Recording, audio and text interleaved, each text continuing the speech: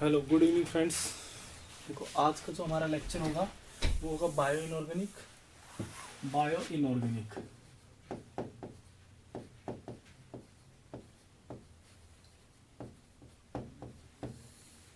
Bio inorganic chemistry. ठीक है, तो एक बार भाई सभी एक बार लाइव हो गए हो तो एक बार बता दो तो सभी। गुड मॉर्निंग, गुड इवनिंग भाई सभी को। Good evening, good evening. सभी आ गए हो क्या लाइव? ओके।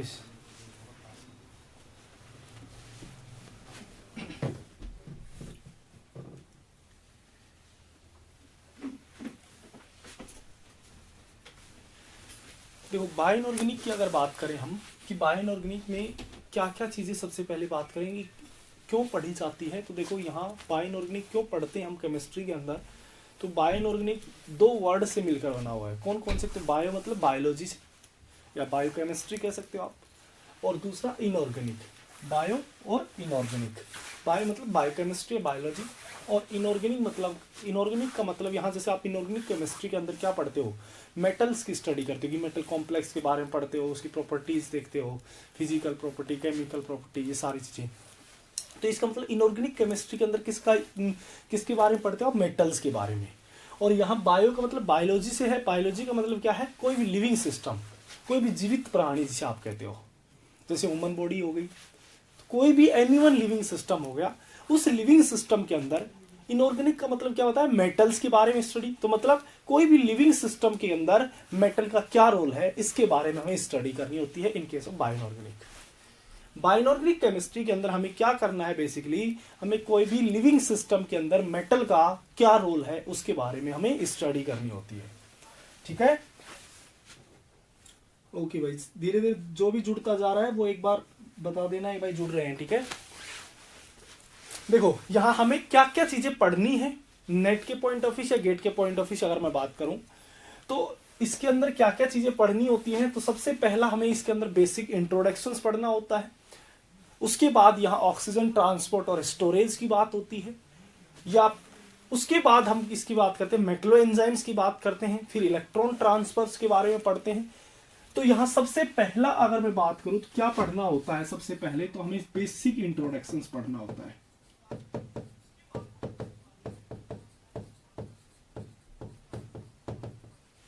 बेसिक इंट्रोडक्शंस पढ़ना होता है। बेसिक इंट्रोडक्शन में भी क्या क्या चीजें पढ़नी होती है? तो सबसे पहला पॉइंट यहां हमें पढ़ना होता है पोरफायरिन रिंग के बारे में।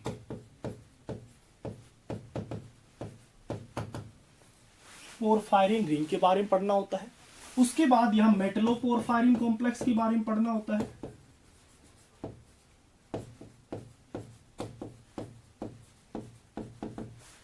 मेटलो पोरफायरिन कॉम्प्लेक्स के बारे में पढ़ना होता है।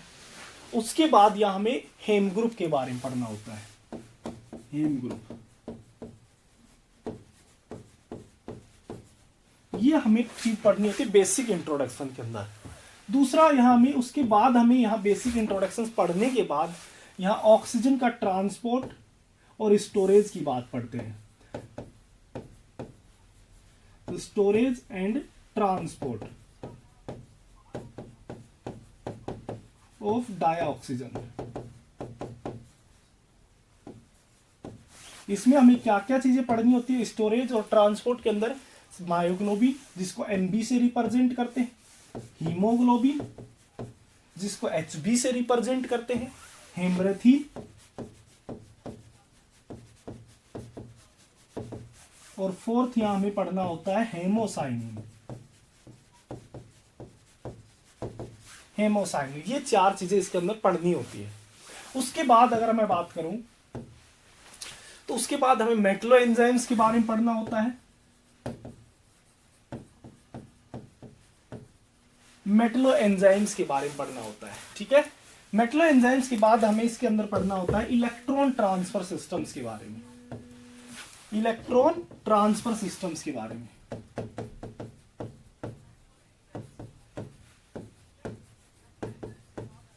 इलेक्ट्रॉन ट्रांसफर सिस्टम्स के बारे में पढ़ना होता है। इसमें तीन चीजें पढ़ी जाती है इलेक्ट्रॉन ट्रांसफर सिस्टम्स में भी। सबसे पहले साइटोक्रोम पढ़ा जाता है। उसके बाद यहाँ आयरन सल्फर प्रोटीन, और इसके बाद यहां पढ़ा जाता है ब्लू कॉपर प्रोटीन।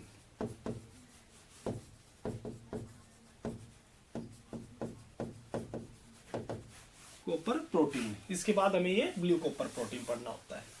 इसके बाद इलेक्ट्रॉन ट्रांसफर सिस्टम्स के बाद यहां हमें पढ़ना होता है मेटल का स्टोरेज एंड ट्रांसपोर्ट। यहां हमें क्या पढ़ना होता है, उसके बाद हमें मेटल का स्टोरेज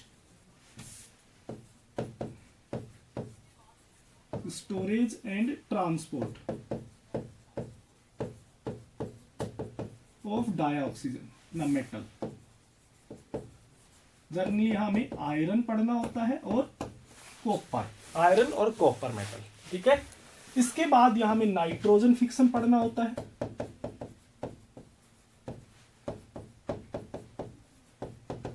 नाइट्रोजन फिक्शन में क्या होता है, N2 गैस को अमोनिया में कन्वर्ट किया जाता है। इस प्रोसेस में हमें किसका यूज करते हैं, नाइट्रोजन फिक्शन बोला जाता है, जिसमें N2 को अमोनिया में कन्वर्ट किया जाता है। इन प्रेजेंस ऑफ बैक्टीरिया की प्रेजेंस में नाइट्रोजनीज एंजाइम जो यूज करेंगे हम आगे पढ़ेंगे, ठीक है। उसके बाद ये हमें फोटोसिंथेसिस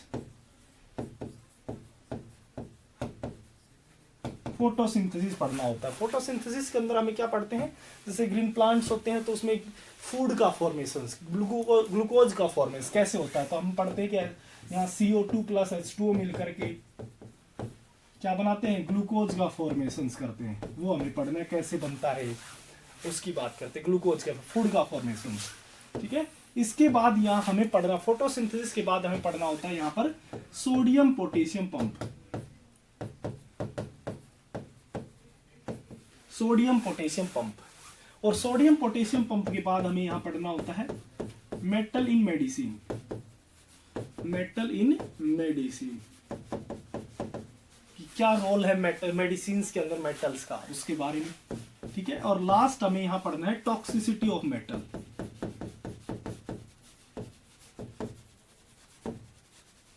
टॉक्सिसिटी ऑफ मेटल्स। तो ये हमारा सिलेबस है CSIR नेट या गेट के पॉइंट ऑफ व्यू से अगर मैं बात करूं, ये हमारा रहेगा सिलेबस। ये चीजें हमें एक एक करके इन चीजों को पढ़ने वाले हैं, ठीक है। अगर मैं बात करूं कि कितने मार्क्स का इसमें नेट के पॉइंट ऑफ व्यू से कितने मार्क्स का पूछा जाता है, तो लगभग ये जो बायोइनऑर्गेनिक होता है ये 8 से 10 मार्क्स का नॉर्मली पूछा जाता है, पर कभी कभी ये 12 तक भी चला जाता है, 12 मार्क्स तक भी चला जाता है, ठीक है। और नॉर्मली 8 से 10 मार्क्स तक इसका क्वेश्चंस पूछे जाते हैं।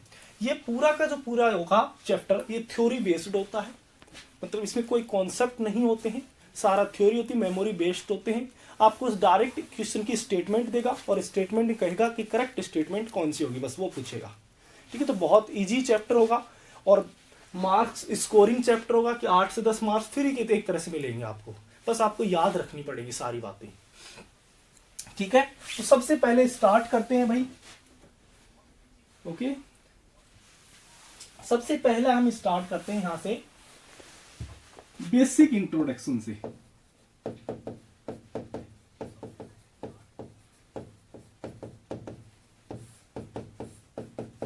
बेसिक इंट्रोडक्शन, देखो बेसिक इंट्रोडक्शन में मैंने कहा 3 चीजें हमें पढ़नी है।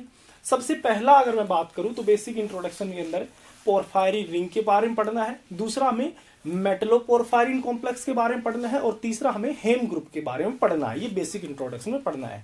तो सबसे पहले बेसिक इंट्रोडक्शन में बात करेंगे porphyrin ring, formations of porphyrin ring.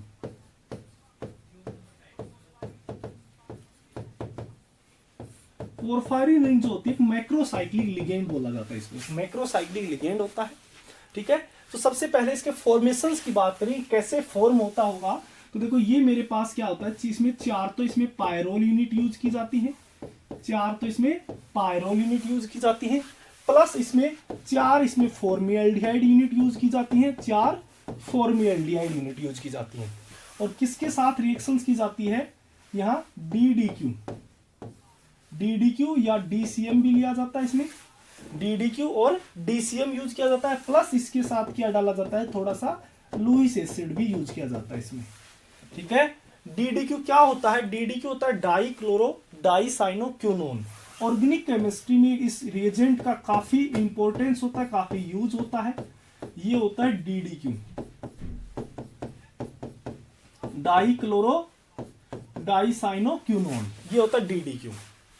इसका रोल क्या होता है, किसी भी सिस्टम को एरोमेटाइजेशन करने का काम करता है या फिर साइक्लाइजेशन करने का काम करेगा। जैसे मेरे पास ये सिस्टम दे रखा है, ठीक है, ये सिस्टम, और यहां आपने DDQ डाल दिया, तो DDQ क्या करता है, सबसे पहले यहां से आपके पास H माइनस निकाल देता है यहां से, यहां सबसे पहला काम H नेगेटिव निकालता है यहां से, और H नेगेटिव निकल जाता है तो ये H नेगेटिव यहां बना देता है, और उसके बाद यहां से क्या कर देता है, दूसरे हाइड्रोजन को भी हटा देता है और यहां एलिमिनेट कर देता है इसको, और एक्चुअल फाइनल प्रोडक्ट क्या बन जाता है, यहां से आपके पास ये मेरे पास है H नेगेटिव निकलेगा, तो सॉरी यहाँ क्या बनेगा, पॉजिटिव चार्ज, नेगेटिव जो मैंने बनाया था H नेगेटिव निकलता है, सबसे पहला काम क्या करता है, H नेगेटिव निकाल, तो यहाँ पॉजिटिव चार्ज बनेगा, और पॉजिटिव चार्ज होगा तो यहाँ चेक किया जाता है कि न्यूक्लियोफाइल है या नहीं, न्यूक्लियोफाइल नहीं होता है तो यहाँ क्या कर देता है, ये हाइड्रोजन से एलिमिनेट हो जाता है और क्या बना देता है, यहाँ से एल्कीन। मतलब एक तरह से यहाँ क्या निकला है, H2 का रिमूवल हुआ है, और H2 का रिमूवल होता है तो उसे क्या कहा जाता है, डिहाइड्रोजनेशन रिएक्शन, तो यहाँ से H2 निकालने का काम करता है। तो मैंने कहा DDQ ऑर्गेनिक केमिस्ट्री के अंदर बहुत ही ज्यादा इंपॉर्टेंस है, तो ध्यान रखना है क्या काम करता है, H2 निकालता है, किसी सिस्टम को एरोमेटिक बना देता है या फिर किसी सिस्टम को साइक्लाइज कर देता है या फिर एल्कीन बनाने का फॉर्मेशन, एल्कीन का फॉर्म करने का काम करता है, ठीक है। तो ये DDQ। DCM जो होता है, DCM क्या होता है भाई, DCM होता है एक सॉल्वेंट। कोई भी दो रिएक्शंस अगर आप ले रहे हो, कोई भी दो रिएक्शंस अगर आप कोई भी दो सबस्ट्रेट और रिएजेंट यूज कर रहे हो, तो उसको वहां से मिक्स करने के लिए हमें कोई ना कोई सॉल्वेंट की जरूरत पड़ती है। तो वो सॉल्वेंट यहाँ हमें क्या, कौन सा यूज किया जाता है, DCM, जिसे क्या कहा जाता है, डाइक्लोरोमीथेन बोला जाता है। इसका फॉर्मूला क्या होता है, CH2Cl2 होता है, ठीक है। BF3 क्या होता है, लुईस एसिड होता है, BF3 क्या होगा, लुईस एसिड होगा, और ये मिलकर के भाई क्या बनता है, यहाँ पोरफिन रिंग का फॉर्मेशन होता है, पोरफिन रिंग का फॉर्मेशन होता है, ठीक है। तो ये हमारे पास ये फॉर्मेशंस की स्टेप होती हैं। अब देखो सबसे पहला सवाल यही उठता है कि क्या स्ट्रक्चर होती होगी, कैसी रिंग होती होगी, जो पोरफिन या पोरफायरिन की मैं बात कर रहा हूं, ये कैसी स्ट्रक्चर होती होगी। तो अगर मैं इसकी स्ट्रक्चर की मैं बात करूं तो मैं कहूंगा यहां से देखो चार, तो इसमें क्या बताई आप लोगों ने कि पायरोल यूनिट होती है, तो ये मैंने 4 पायरोलिन रिंग बना दी, ये 4 इसमें पायरोल रिंग बना दी,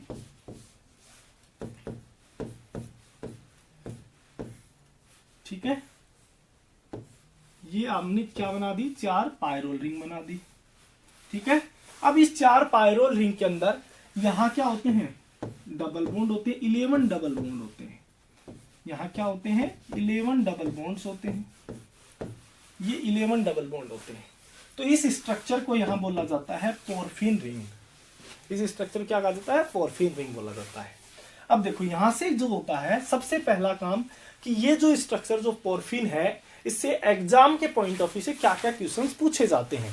तो इसमें सबसे पहला ही क्वेश्चन पूछा जाता है, क्या ये रिंग एरोमेटिक है या नहीं है, क्या ये रिंग एरोमेटिक है या नहीं है। तो सबसे पहले अगर मैंने कहा कि ये DDQ जो रिएजेंट लिया जाता है, ये किसके लिए लिया जाता है, किसी भी सिस्टम को एरोमेटाइजेशन करने के लिए, साइक्लाइज करने के लिए।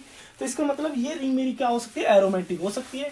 पर हक्कल रूल के अकॉर्डिंग हमें चलना है, क्योंकि हक्कल ही बताता है, एक्सप्लेन करता है, सबसे पहले उसी ने एक्सप्लेन किया था साइक्लिक और एसाइक्लिक कंपेरिजन। तो देखो हक्कल रूल क्या कहता है, कोई भी सिस्टम अगर एरोमेटिक है या नहीं है वो पता करने 4 पॉइंट लिखता है वो। पहला पॉइंट में क्या कहता है, कहता है कि साइक्लिक होना चाहिए, तो साइक्लिक रिंग तो है ही। दूसरा पॉइंट हक्कल क्या कहता है कि प्लेनर भी होना चाहिए, मतलब मेरे पास जो भी साइक्लिक रिंग है उसमें हर एक एटम क्या होना चाहिए, या तो sp2 हाइब्रिडाइज होना चाहिए या sp हाइब्रिडाइज होना चाहिए, तो तभी प्लेनर होगा। तो ये मेरे पास सभी sp2 sp हाइब्रिडाइज है, sp2 हाइब्रिडाइज है, ठीक है। तीसरी कंडीशन क्या कहता है कि वो साइक्लिक रेजोनेंस भी होना चाहिए, उस रिंग के अंदर साइक्लिक रेजोनेंस भी होना चाहिए। यहाँ साइक्लिक पाई बॉन्ड है तो साइक्लिक रेजोनेंस हो भी रहा है। तीसरी फोर्थ कंडीशन फिर कहता है, अगर तीनों कंडीशंस सेटिस्फाई होती हैं तो फोर्थ कंडीशन क्या कहता है, कहता है कि अगर 4n+2 रूल को फॉलो करता है तो मैं कहता हूं कि वो एरोमेटिक होगा, और 4n रूल को अगर फॉलो करता है तो एंटी एरोमेटिक कहते हैं उसको, ठीक है। तो यहां अगर मैं बात करूं तो मैं कहूंगा यहां 11 डबल बॉन्ड्स यहां क्या होते हैं भाई, प्रेजेंट होते हैं। यहां क्या होते हैं, नेक्स्ट पेज मैंने कहा 11 डबल बॉन्ड्स यहां प्रेजेंट होते हैं टोटल।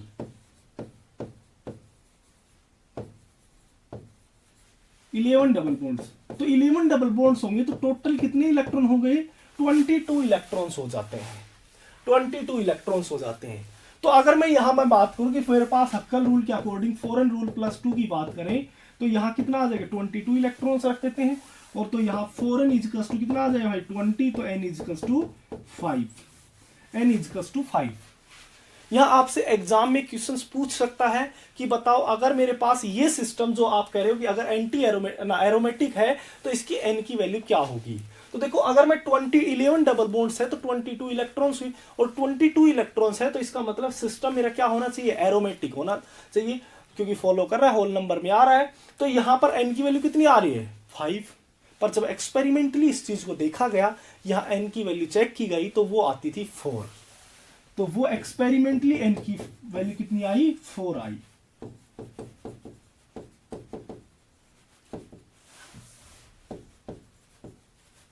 और मेरे पास ये क्या था, हमने एक्सपेक्टेड था,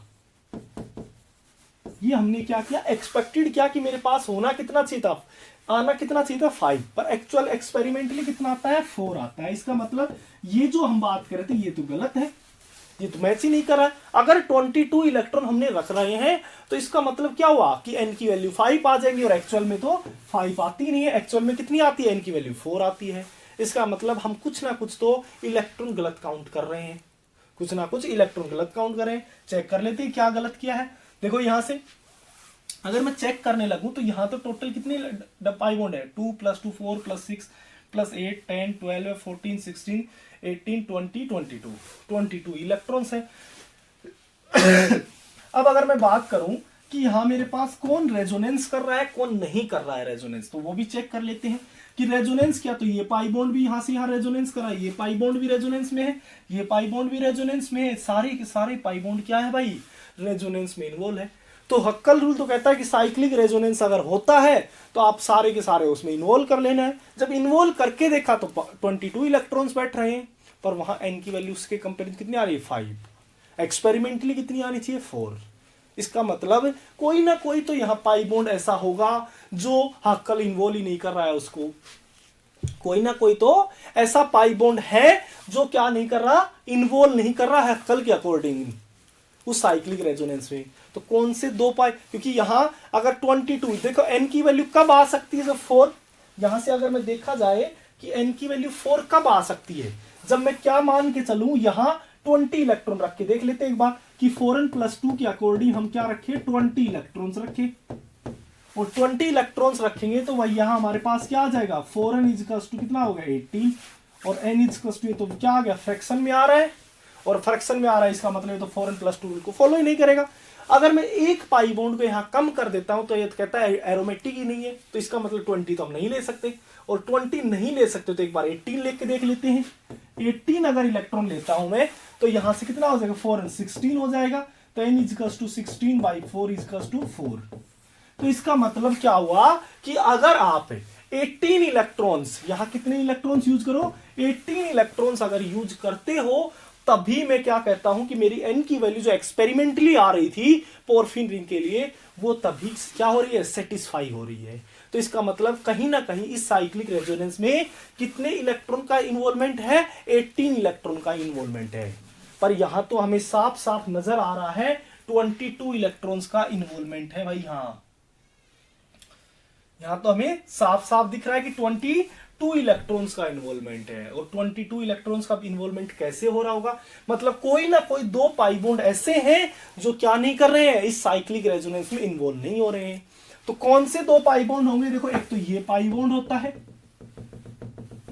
एक तो ये पाई बॉन्ड होता है जो साइक्लिक रेजोनेंस में इन्वॉल्व नहीं कर रहा, और दूसरा ये पाई बॉन्ड होता है जो साइक्लिक रेजोनेंस में इन्वॉल्व ही नहीं कर रहा है।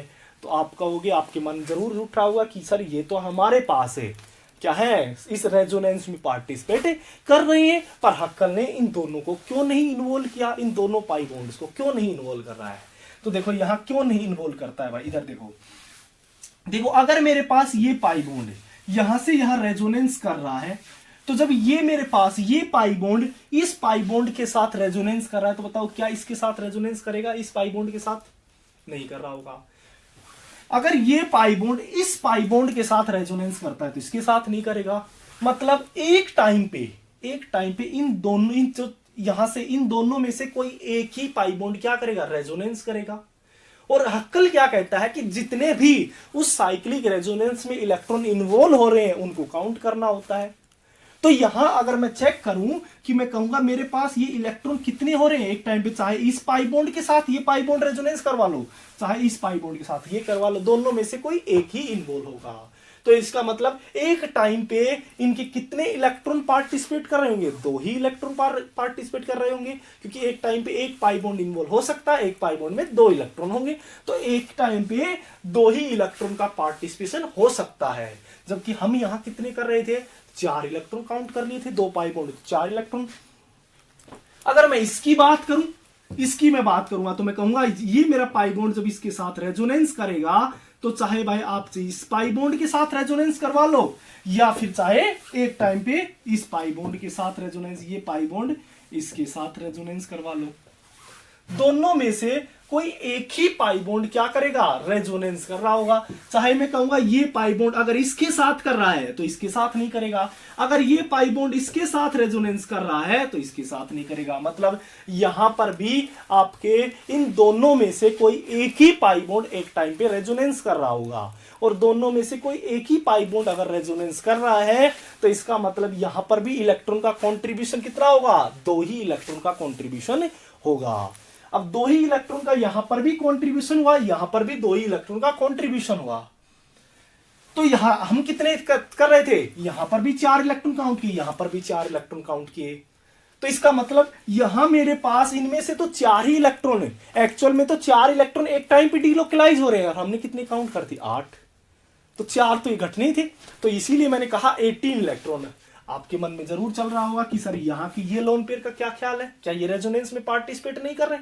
तो मैं कहूंगा ये भी लोन पेयर रेजोनेंस में भाई पार्टिसिपेट कर रहे होंगे, पर जब ये मेरे पास पाई बॉन्ड इसके साथ कर रहा होगा रेजोनेंस तो ये लोन पेयर को रुकना पड़ेगा यहां से, तो इस लोन पेयर को यहां रुकना पड़ेगा। तो आपके पास ये लोन पेयर रुकना पड़ेगा तो पर ये रेजोनेंस ये नहीं कह सकते नहीं कर रहा होगा, पर एक टाइम पे जब ये कर रहे होंगे तो इसको रुकना पड़ेगा, ये कर रहा होगा तो इनको रुकना पड़ेगा। तो इसका मतलब यहां पर भी आपके ये जो लोन पेयर होंगे ये भी पार्टिसिपेट नहीं कर रहे होंगे। तो इसका मतलब टोटल यहां कितने इलेक्ट्रॉन का एक टाइम पे डीलोकलाइजेशन हो रहा है, वो हो रहा है 18 इलेक्ट्रॉन्स का, और 18 इलेक्ट्रॉन्स का होगा तो यहां मेरे पास n की वैल्यू कितनी आएगी, 4 आ जाएगी। ठीक है, तो ये बात ध्यान रखनी है। पहला क्वेश्चन, अब देखो n की वैल्यू अगर होल नंबर में आ जाती है तो उस सिस्टम को हम क्या कहते हैं, एरोमेटिक। तो इसका मतलब हमारे पास ये सिस्टम क्या होगा, एरोमेटिक। ये सिस्टम भाई क्या होगा, एरोमेटिक होगा। ओके, तो सबसे पहली बात तो यही ध्यान रखनी कि पोरफायरिन रिंग क्या होती है, एरोमेटिक होती है। अब दूसरी चीज, और क्या चीज पूछ सकता है इसमें, दूसरा यहां क्वेश्चन पूछा जाता है स्पेक्ट्रा से रिलेटेड। दूसरा क्या किससे रिलेटेड पूछा जाता है, स्पेक्ट्रा से रिलेटेड। अब स्पेक्ट्रा से रिलेटेड क्या क्वेश्चंस पूछा जाता है, सबसे पहले मैं बात करता हूं जैसे 1HNMR की। देखो स्पेक्ट्रा मान लो मेरे पास, आपने कल जाके जैसे नेट क्लियर हो जाएगा, JRF हो जाएगा, तो आप क्या करोगे भाई, PhD में मान लो एडमिशन ले लिया तो PhD वहां क्या करना, काम करना पड़ेगा लैब में। और काम किसी का बायोनॉर्गेनिक में मान लो चल रहा है तो बायोनॉर्गेनिक पोरफायरिन रिंग बनाने बैठ गए, पोरफायरिन रिंग बनाने बैठ गए तो वहां 4 तो आपने पायरोल रिंग डाल दी उसमें, फिर उसमें पोरफायरिन डाल दी, फॉर्मेल्डिहाइड डाल दिया, ठीक है ना, DCM DTU सारा डाल दिया। जितना टाइम लगता है उस टाइम देख करके आपको ये पता करना है कि मेरा जो पोरफिन रिंग है वो बना है या नहीं बना है। कैसे चेक करेंगे आप, हमें अब देखो लिक्विड सैंपल है उसे देख कर तो ऐसा लगेगा नहीं कि भाई इसमें देखो ये नाइट्रोजन घूम रहा है, ये कार्बन घूम रहा है, ऐसे थोड़ी ना बीकर में लगेगा आपके पास टेस्ट ट्यूब जो होगी वो, तो ऐसा तो हमें दिखेगा नहीं। तो कोई ना कोई ऐसी टेक्निक्स होती हैं जिसके थ्रू हम आइडेंटिफाई करते हैं कि इसमें कितने कार्बन है, कितने नाइट्रोजन है, कितने हाइड्रोजन है, सब चीजें। तो इसका मतलब सबसे पहला हमने वो टेक्निक कौन सी होती है, वो टेक्निक होती है स्पेक्ट्रोस्कोपी टेक्निक्स। जैसे 1HNMR हो गया, 13NMR हो गया, IR हो गया, UV हो गया, ESR, मॉसबोर, EPR, सब जितनी भी टेक्निक वो सारी। तो यहां हमें यही चीज का कंफर्म करना था कि ये जो रिएक्शन हमने स्टार्टिंग फॉर्मेशंस की लिखी है कि रिएक्शन फॉर्म हुई है या नहीं हुई है, ये कैसे पता चलेगा। और पोरफिन रिंग बना है तो उसमें कैसा स्पेक्ट्रा नजर आएगा, उसका स्पेक्ट्रा हमें कैसा दिखेगा, ये चीज भी हमें देखनी है। तो उसका स्पेक्ट्रा देखने के लिए हमें पहले पता होना चाहिए। देखो सबसे पहले मैंने कहा 1HNMR, तो 1H NMR जब आप लोग पढ़ते हो तो आप सबसे पहला पढ़ते हो इसमें सिग्नल्स की बात करते हो, सिग्नल्स, केमिकल शिफ्ट की बात करते हो, कपलिंग कॉन्स्टेंट्स की बातें होती हैं, फ्रीक्वेंसी की बातें होती हैं, तो ये सब चीजें। तो यहां अगर मैं बात करूं सिग्नल्स क्या, किसको कहते हैं सिग्नल्स? सिग्नल्स आप कहोगे एक वर्ड में अगर मैं बात करूं तो आप कहोगे कि डिफरेंट टाइप के प्रोटॉन्स। अगर डिफरेंट टाइप के प्रोटॉन, जितने भी डिफरेंट टाइप के प्रोटॉन होंगे उतने ही क्या होंगे, सिग्नल्स होंगे। तो यहां अगर मुझे नंबर ऑफ सिग्नल्स पता करना है कि मेरे पास इस पोरफिन रिंग जो बनी है इसमें कितने सिग्नल हैं, तो यहां अगर मैं देखा जाए सिग्नल्स की बात करूं तो मैं कहूंगा मेरे पास मुझे चेक क्या करना है, डिफरेंट टाइप के प्रोटॉन्स। तो देखो एक तो मेरे पास डिफरेंट टाइप का प्रोटॉन कहां है, नाइट्रोजन के ऊपर है, ये दोनों। तो ये दोनों मेरे पास नाइट्रोजन के साथ अटैच है, इसका मतलब क्या हुआ कि ये दोनों में तो एक सेम टाइप के हैं, सेम टाइप का होगा तो इन दोनों ने मिलकर के एक सिग्नल आ रहा होगा। तो मैं कहूंगा दो मेरे पास है, दो नाइट्रोजन के पास जो हाइड्रोजन है, दो क्या है, नाइट्रोजन के पास हाइड्रोजन है, तो उसके NH बॉन्ड है जो, वो उनका क्या आएगा, एक सिग्नल आएगा। मतलब इसका भी आपका सिग्नल कितना आएगा, एक आएगा। मैंने कहा सिग्नल्स आप कैसे चेक करोगे, डिफरेंट टाइप ऑफ प्रोटॉन से। तो यहां पहला मेरे पास सिग्नल कहां से आ गया, यहां से। और चेक करें कि कहां कहां डिफरेंट टाइप का प्रोटॉन है। अगर मैं और चेक करूं कि मेरे पास कहां है डिफरेंट टाइप का प्रोटॉन, तो देखो यहां मेरे पास इस पोजीशंस को बोला जाता है अल्फा। जो मेरे पास पोरफायरिन रिंग थी, उस पोरफायरिन रिंग में ये कार्बन जो होता है ये होता है अल्फा कार्बन, और ये कार्बन होता है बीटा कार्बन। सेम काम नहीं यहां की, ये अल्फा ये बीटा। यहां एक मेरे पास अगर ये एक पोरफायरिन है तो इसमें मेरे पास ना पायरोल रिंग है, तो इसमें से मेरे पास दो तो क्या है, बीटा है पोजीशन है, और दो आपकी क्या है, अल्फा पोजीशंस। जैसे सेम इसमें हो जाएगा, ये अल्फा तो ये बीटा, ये अल्फा तो ये बीटा, या जिसमें भी ये अल्फा बीटा, यहां पर भी अल्फा बीटा, इसमें भी सेम कहानी, ये अल्फा तो ये बीटा, ये अल्फा तो ये बीटा। मतलब टोटल यहां कितनी बीटा पोजीशन है, 8 बीटा होंगी और 80 अल्फा पोजीशन होंगी। अब चेक करें कि मेरे पास मुझे क्या चेक करना है, सिग्नल। सिग्नल के लिए मुझे क्या देखना है, डिफरेंट टाइप के प्रोटॉन।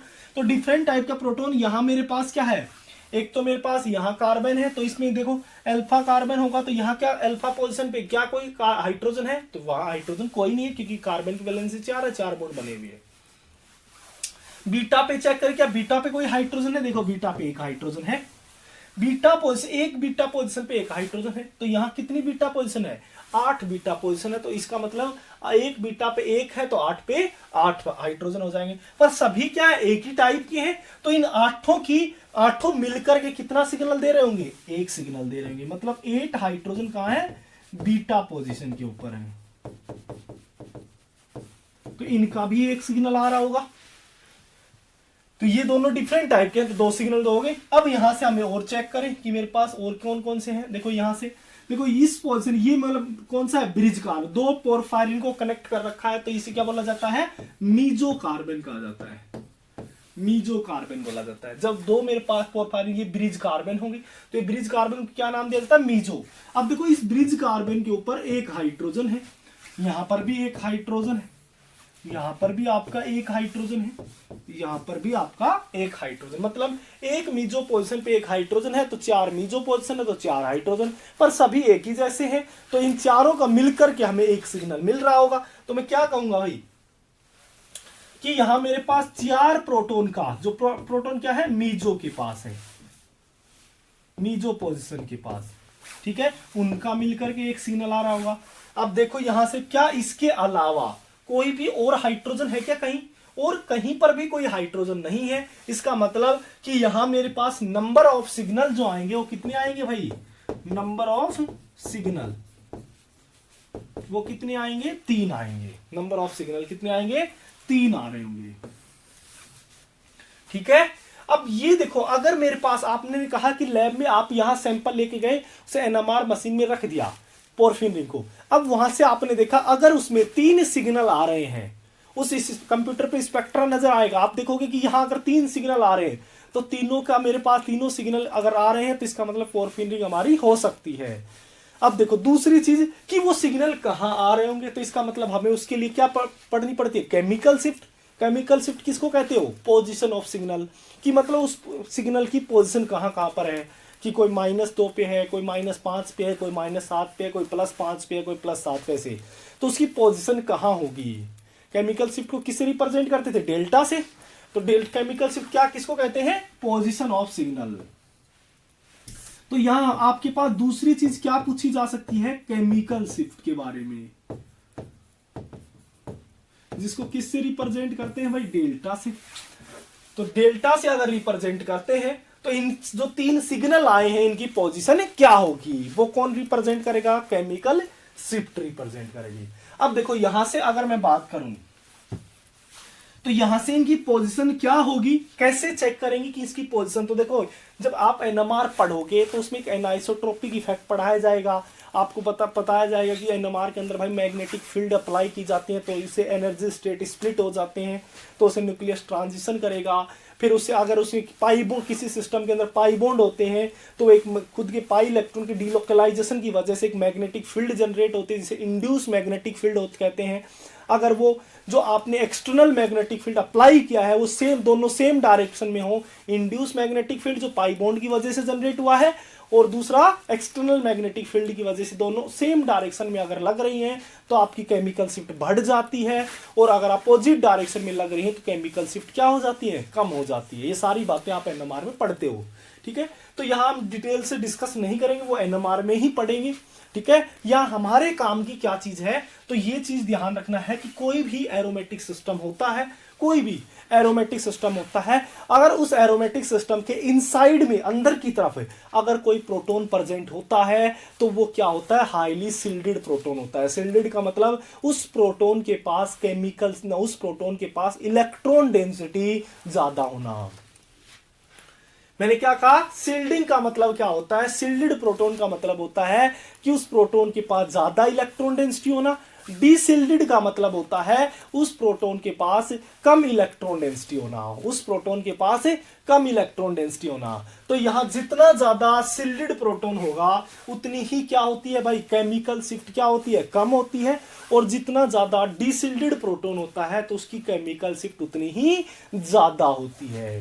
तो यहां से मैंने क्या कहा? कोई भी एरोमेटिक सिस्टम होता है, अगर वो इनसाइड में, उस एरोमेटिक सिस्टम के इनसाइड अंदर की तरफ कोई प्रोटॉन प्रेजेंट होता है तो मैं कहूंगा वो क्या होता है? हाईली सील्डेड प्रोटॉन होता है। हाईली सील्डेड प्रोटॉन होता है। और अगर हाईली सील्डेड प्रोटॉन होगा तो उसकी केमिकल शिफ्ट, जिसको आप डेल्टा से रिप्रेजेंट करते हैं, वो क्या होगी भाई? डिक्रीज होगी। और अगर कोई भी एरोमेटिक सिस्टम होता है उसके आउटसाइड में अगर कोई इलेक्ट्रॉन प्रेजेंट ना, आउटसाइड में कोई प्रोटॉन प्रेजेंट होता है तो वो क्या होगा? हाईली डीसील्डेड होगा। और हाईली डीसील्डेड अगर होता है तो उसकी केमिकल शिफ्ट जो होती है वो बढ़ जाती है।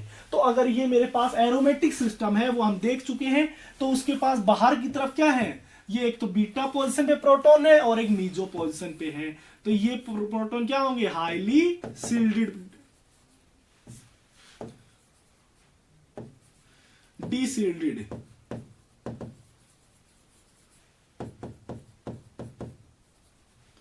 ठीक है। और हाईली डीसील्डेड प्रोटॉन होंगे तो इनकी केमिकल शिफ्ट भाई क्या हो जाएगी? बढ़ जाएगी, बढ़ जाएगी।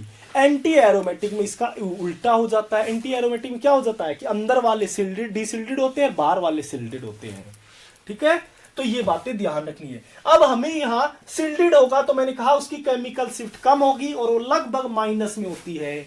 लगभग क्या होती है? माइनस में। तो इसकी जो केमिकल अंदर वाले कौन है? नाइट्रोजन के ऊपर। तो जो नाइट्रोजन के पास जो प्रोटॉन है, जो नाइट्रोजन के पास जो प्रोटॉन है, उनकी केमिकल शिफ्ट की अगर मैं बात करूं तो ये होती है भाई -2 से -3 ppm, -2 से -3 ppm। और मेरे पास जो मीजो वाले प्रोटॉन की अगर मैं बात करूं, इसकी केमिकल शिफ्ट होती है, तो ये बाहर होंगे तो केमिकल शिफ्ट ज्यादा होगी, तो इसकी होती है 4.1 ppm। और मेरे पास बीटा पोजीशन होता है तो उसकी भी मेरे पास क्या होगी? उस प्रोटॉन की भी क्या होगी? बाहर की तरफ होगा, तो इसकी केमिकल शिफ्ट ज्यादा होगी और वो कितनी होगी? 8 ppm। तो आपसे एग्जामिनर इतनी बात पूछ सकता है कि बताओ कौन से प्रोटॉन की केमिकल शिफ्ट सबसे ज्यादा होती है इन केस ऑफ पोरफिन और या पोरफायरिन के अंदर, या मेरे पास आपसे क्या कह सकता है कि किसकी केमिकल शिफ्ट सबसे कम होगी, या फिर ये कह सकता है कि कौन सबसे ज्यादा डिसिल्डेड होगा और कौन सबसे ज्यादा सिल्डेड प्रोटॉन होगा। ठीक है, तो अगर ये स्पेक्ट्रा हमें मिलता है, ये स्पेक्ट्रा अगर हमें मिलता है तो हम कहेंगे भाई उसमें क्या हो सकता है, वो सैंपल है पोरफायरिन रिंग का हो सकता है। ठीक है, तो वो सैंपल हमारा क्या हो सकता है, ये एनएमआर के कुछ डाटाज हैं, तो इससे हमें क्या कंफर्म करते हैं कि मेरे पास पोरफिन बना है या नहीं। ठीक है, अब देखो एक ही स्पेक्ट्रोस्कोपी हमें सारी इंफॉर्मेशन नहीं देती है, इसीलिए हम डिफरेंट स्पेक्ट्रोस्कोपी टेक्निक पढ़ते हैं और उसमें जितनी भी इंफॉर्मेशन हमें चाहिए होती है उस कंपाउंड के लिए वो हम क्या लेते हैं, उसमें यहाँ से जो भी हमें इंफॉर्मेशन चाहिए होती है वो इंफॉर्मेशन हम कलेक्ट करते हैं उन स्पेक्ट्रोस्कोपी टेक्निक से। ठीक है, तो यहां हमें सेकंड ये हमारे पास केमिकल शिफ्ट के बाद, दूसरा हम किसके पास जाते हैं, यूवी स्पेक्ट्रोस्कोपी के पास। दूसरी हम क्या देखते हैं, यूवी स्पेक्ट्रोस्कोपी कि वही सैंपल है आपका, जो सैंपल है सेम वही सैंपल है, उसमें से हमें यह देखना होता है कि जो सैंपल मेरे पास है वो हमने देख लिया एनएमआर से, तो हमारे एनएमआर में अगर 3 सिग्नल आ रहे हैं और उनकी जो केमिकल शिफ्ट है वही अगर केमिकल शिफ्ट आ रही है तो हम क्या कहेंगे भाई ये हमारे पास पोरफिन रिंग हो सकता है। इसी चीज को और कंफर्म करने के लिए हम क्या यूज लेते हैं, यूवी स्पेक्ट्रा की मदद लेते हैं। यूवी स्पेक्ट्रा किसके बेस्ड होता है, ये ट्रांजिशन के बेस्ड होता है। आप पढ़े होंगे कि ट्रांजिशन के बेस्ड ये यूवी स्पेक्ट्रा होता है। भाई एक मिनट रुकना,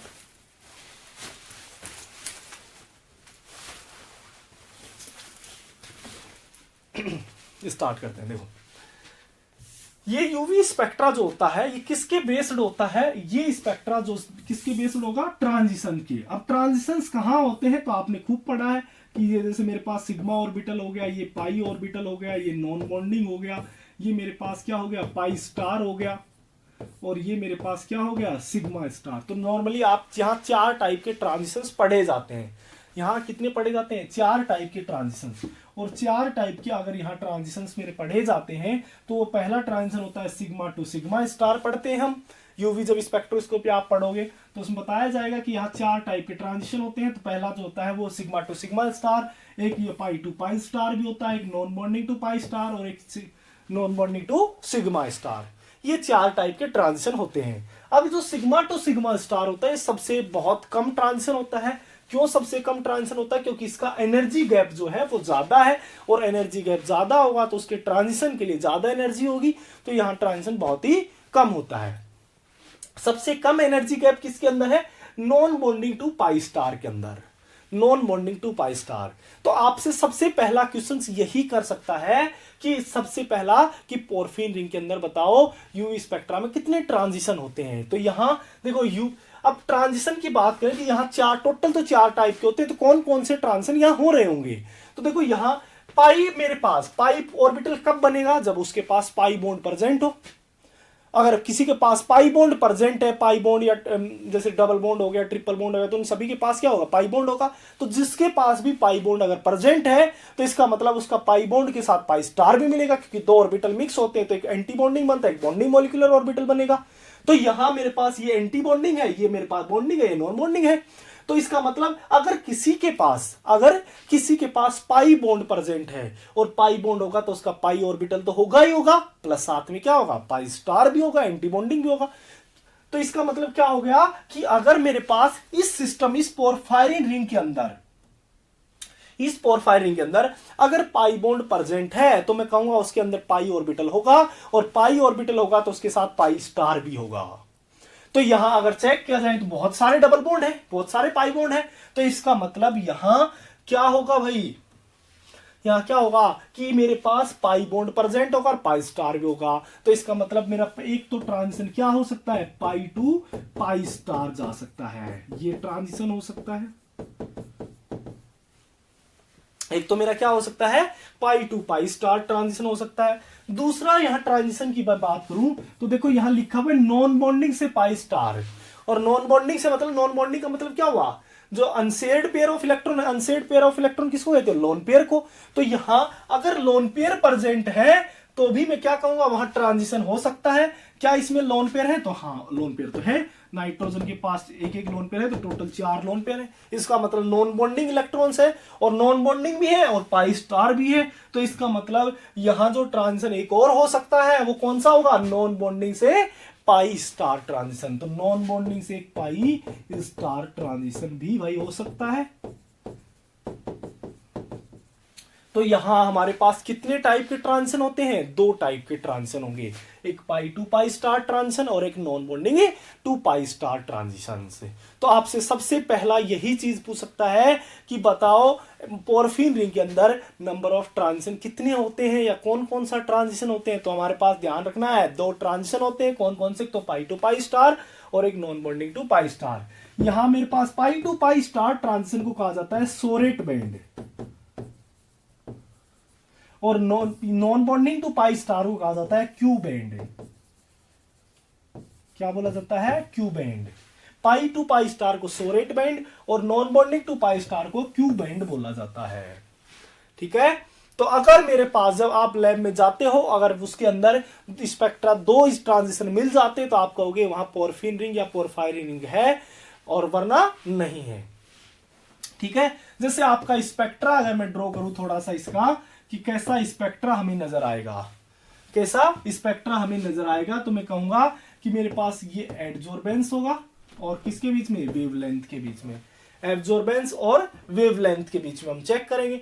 तो देखो यहां हमारे पास जो स्पेक्ट्रा मिलता है वो कुछ इस टाइप का मिलता है, वो कुछ इस टाइप का मिलता है। मतलब यहां एक तो क्या मिलती है? ब्रॉड पीक मिलती है, और 3 क्या मिलती है? छोटी छोटी पीक मिलती है। अब देखो यहां से आप देखोगे कि बताओ एनर्जी गैप देखें, कि बताओ pi to pi star transition में एनर्जी गैप ज्यादा होगा या non bonding to pi star में। तो आप देखोगे कि यहां non bonding to pi star में ये एनर्जी गैप है, जबकि पाई टू पाई स्टार में ये एनर्जी गैप है। तो एनर्जी गैप ज्यादा कहां है? आप देख सकते हो पाई टू पाई स्टार में। और पाई टू पाई स्टार में एनर्जी गैप आपको ये भी पता है डेली के इनवर्सली होता है लेमडा, वेवलेंथ। तो ये क्या होता है? इनवर्सली, मतलब जिसका डेली ज्यादा उसकी वेवलेंथ कम। इसका मतलब पहले वेवलेंथ कम, ये हमारे पास जो ये ट्रांजिशन आ रहा होगा ये कौन सा होगा? Pi to pi star transition. तो ये हमारे पास कौन सा होगा भाई? Pi to pi star transition. जो ब्रॉड पीक आ रही है, कैसी पीक है? Broad peak. ध्यान रखना है कि जिसका डेली, ये हमारे पास क्या है? डेली गैप है। आप देख सकते हो जिसका डेली ज्यादा उसका वेवलेंथ कम, वेवलेंथ कम। तो इसका मतलब पाई टू पाई स्टार वाले की क्या है? डेली ज्यादा है, तो इसकी वेवलेंथ कम होगी। तो ये मेरे पास इसका मतलब पहले वाला जो ट्रांजिशन हो रहा है वो किसका है? पाई टू पाई स्टार। और जो ये ट्रांजिशन होगा इसकी वेवलेंथ ज्यादा है, तो ये जो ट्रांजिशन होता है ये क्या होता है? Non bonding to pi star transitions. तो ये ध्यान रखना है। तो आपको ध्यान रखना है सबसे पहला चीज, आपको एग्जाम में स्पेक्ट्रा से एनएमआर में सिग्नल पूछ सकता है, केमिकल शिफ्ट पूछ सकता है, यूवी की बात करेगा तो यूवी के अंदर नंबर ऑफ ट्रांजिशन पूछ सकता है, किसको क्या कहते हैं, सोरेट बैंड कौन सा है, क्यू बैंड कौन सा है, ठीक है, वेवलेंथ किसकी ज्यादा होगी एंड डेली गैप किसका ज्यादा होगा, ये सब बातें इसमें पूछी जा सकती हैं। ठीक है, अब देखो यहां यूवी से भी अगर मुझे दो ट्रांजिशन मिलते हैं, एक पाई टू पाई स्टार, एक नॉन बॉन्डिंग, अगर कुछ इस टाइप का मुझे स्पेक्ट्रा मिलता है तो मैं क्या कहूंगा कि वो पोरफिन रिंग ही है। इसी चीज को और कंफर्म करने के लिए तीसरी स्पेक्ट्रोस्कोपी टेक्निक यूज की जाती है और वो होती है आईआर। वो क्या होती है? आईआर। आईआर के अंदर क्या किया जाता है? आईआर आपको पता है, हुक्स लॉ देखते हो खूब। तो यहां मेरे पास स्ट्रेचिंग फ्रीक्वेंसी क्या होता है? √2 पाई अपॉन में के अपॉन म्यू। तो यहां से आपके पास आईआर स्पेक्ट्रोस्कोपी जब पढ़ते हो तो आपको पता है कि वो किसके बेस्ड होती है? वो होती है स्ट्रेचिंग फ्रीक्वेंसी के बेस्ड। और स्ट्रेचिंग फ्रीक्वेंसी किस चीज पे डिपेंड करती है? यहां से आप देख सकते हो, हुक्स लॉ खूब अच्छे से पढ़ते हो आईआर के अंदर, कि मेरे पास ये क्या होती है? Stretching frequency. कि क्या होता है भाई? Force constant. फोर्स कांस्टेंट हमें क्या चीज रिप्रेजेंट करके देता है? फोर्स कांस्टेंट क्या है? Force constant. फोर्स कांस्टेंट हमें क्या चीज रिप्रेजेंट करता है? दो एटम के बीच में बॉन्ड मेरा कितना स्ट्रॉन्ग है और कितना वीक है। मैंने क्या कहा? फोर्स कांस्टेंट हमें क्या किया अपॉन जो म्यू लिखा है, ये फोर्स कांस्टेंट हमें क्या चीज रिप्रेजेंट करता है कि मेरे पास दो एटम के बीच में कितना बॉन्ड स्ट्रॉन्ग है और कितना वीक है। तो जितना ज्यादा स्ट्रॉन्ग बॉन्ड होगा, मैं कहूंगा मेरे पास म्यू इतना ही ज्यादा होगा। म्यू क्या है यहाँ, स्ट्रेचिंग फ्रीक्वेंसी, तो ये किसके डायरेक्टली प्रोपोर्शनल है, अंडर रूट के। इसका मतलब मेरा फोर्स कांस्टेंट ज्यादा, मतलब बॉन्ड स्ट्रेंथ ज्यादा, बॉन्ड स्ट्रेंथ ज्यादा तो स्ट्रेचिंग फ्रीक्वेंसी ज्यादा। इसी के बेस्ड होता है, क्या होती है, आईआर स्पेक्ट्रोस्कोपी टेक्निक होती है। तो इसमें हमें क्या चीज देखी जाती है, यहां चेक की जाती है जो आपके पास पोरफिन रिंग है उसमें एनएच बॉन्ड की स्ट्रेचिंग फ्रीक्वेंसी। आप कहोगे क्यों यहाँ एनएच की चेक की जाती है, भाई होती तो सारी है, कार्बन कार्बन की भी होती है, सीएच की भी होगी, सी डबल बॉन्ड सी की भी होगी, सारी होंगी, पर यहाँ हमें बेसिकली चेक की जाती है एनएच बॉन्ड की स्ट्रेचिंग फ्रीक्वेंसी। क्यों चेक की जाती है वो थोड़े आगे हम डिस्कस करेंगे इसके ऊपर। एनएच बॉन्ड की स्ट्रेचिंग फ्रीक्वेंसी कितनी आती है, लगभग 3200 से 3300 पर सेंटीमीटर आती है। ये बात आपको ध्यान रखनी है भाई, ठीक है, 3200 से 3300 पर सेंटीमीटर होती है। तो ये स्ट्रेचिंग फ्रीक्वेंसी होती है आईआर के अंदर। अगर ये स्ट्रेचिंग फ्रीक्वेंसी पे हमें मिल जाता है स्ट्रेचिंग फ्रीक्वेंसी, तो हम कहेंगे जो हमारे पास हमने फॉर्मेशन किया है वो सैंपल किसका है, पोरफिन रिंग ही है, ठीक है। तो इससे रिलेटेड अगर कोई प्रॉब्लम है तो भाई फटाफट पूछ सकते हो आप, ठीक है, बताइए कोई प्रॉब्लम हो तो।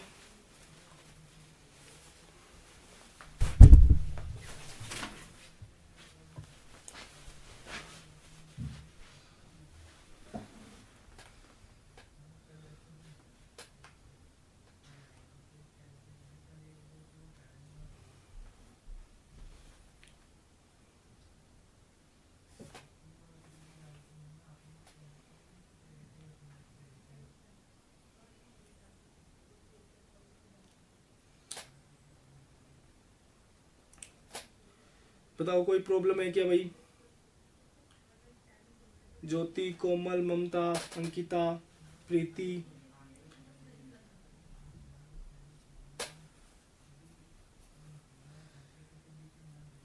शेख, बेनजीर, ज्योति, प्रियंका, कोमल, ममता, अंकिता, प्रीति, बताओ कोई प्रॉब्लम हो तो।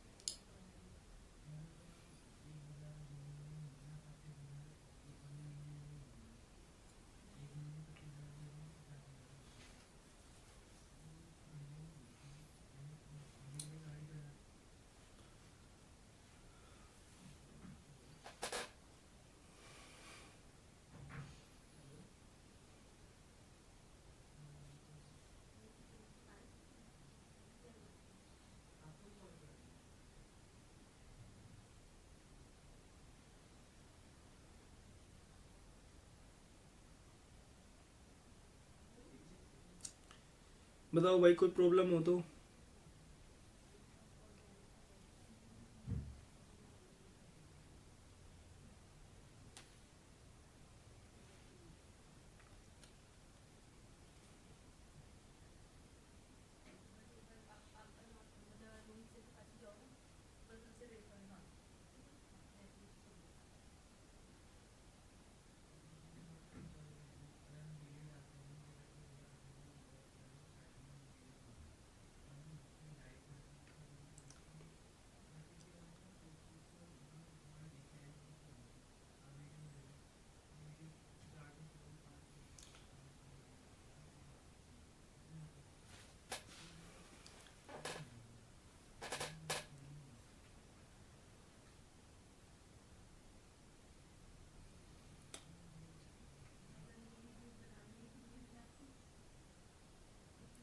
विनय, अगर मनी की प्रॉब्लम है तो एक बार मैनेजमेंट से बात कर लेना भाई, ठीक है, वहाँ ऑफिस में जो नंबर आपको दिए हुए हैं एकेडमी के उस पर एक बार बात कर लेना, ठीक है, तो वो प्रॉब्लम आपकी सोल्व हो जाएगी, ठीक है। एक बार एकेडमी बात कर लेना इस पे, इसका जरूर कुछ ना कुछ सॉल्यूशन देंगे वो, ठीक है, ठीक है विनय।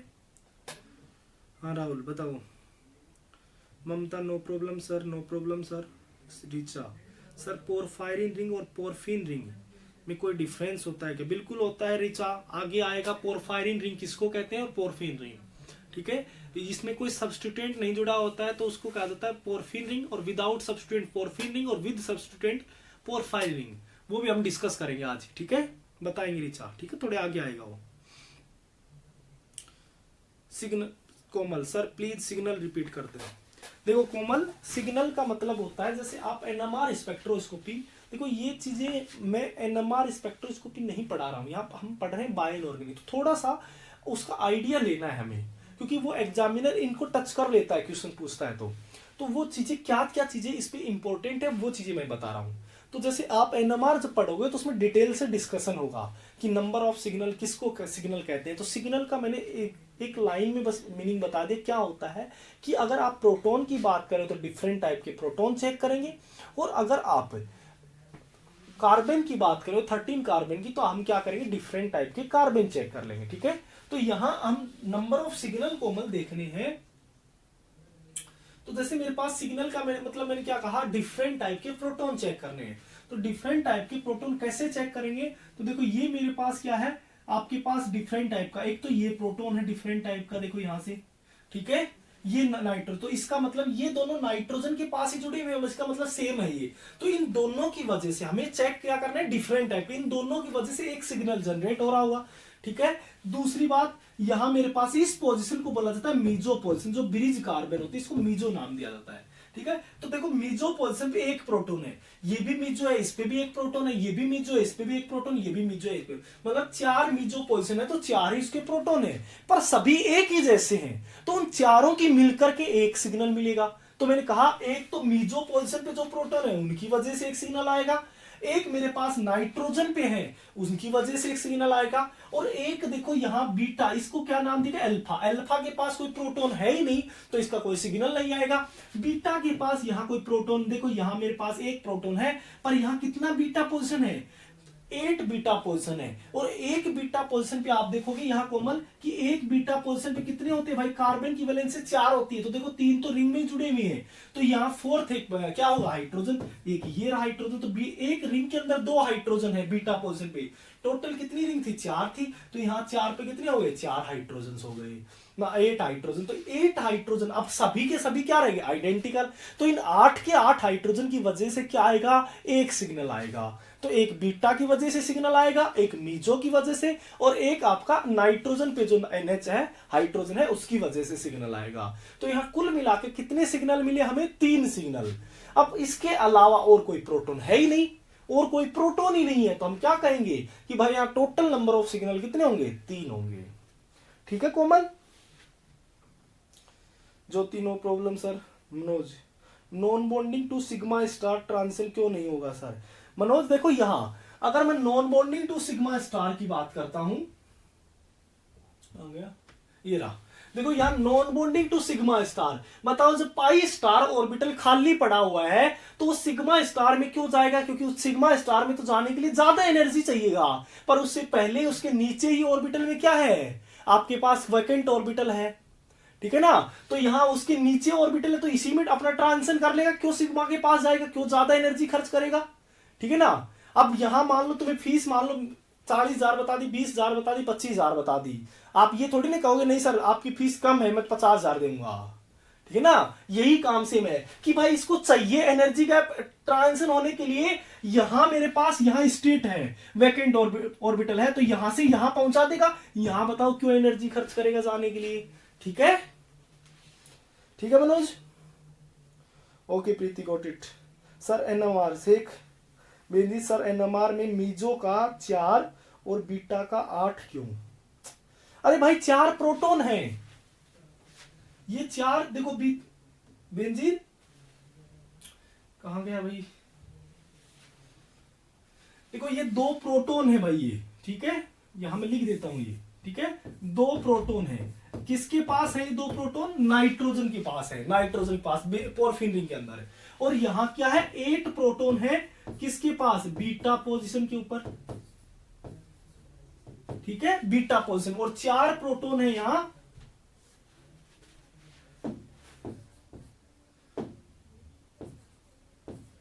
चार प्रोटॉन किसके पास है, मीजो पोजीशन के पास। अभी देखो यहाँ अभी समझाया है, देखो बीटा पोजीशन कितनी है, टोटल 8 बीटा पोजीशन है। एक पायरोल रिंग के अंदर 2 बीटा पोजीशन है, एक बीटा पोजीशन पे 1 प्रोटॉन है, तो यहाँ टोटल कितनी बीटा पोजीशन है, 8 बीटा पोजीशन, तो 8 प्रोटॉन हो गया। ये 8 प्रोटॉन लिखे हैं, ठीक है। और मीजो पोजीशन के पास 4 है, तो इसका मतलब 4 प्रोटॉन है, इसका मतलब एक भी मीजो पोजीशन पे आप देख सकते हो कि 1 प्रोटॉन है, तो 4 मीजो पोजीशन है, तो 4 ही प्रोटॉन होंगे। उन चारों की वजह से एक सिग्नल जनरेट होगा, इसमें उन 8 की वजह से एक सिग्नल जनरेट होगा, ठीक है शेख।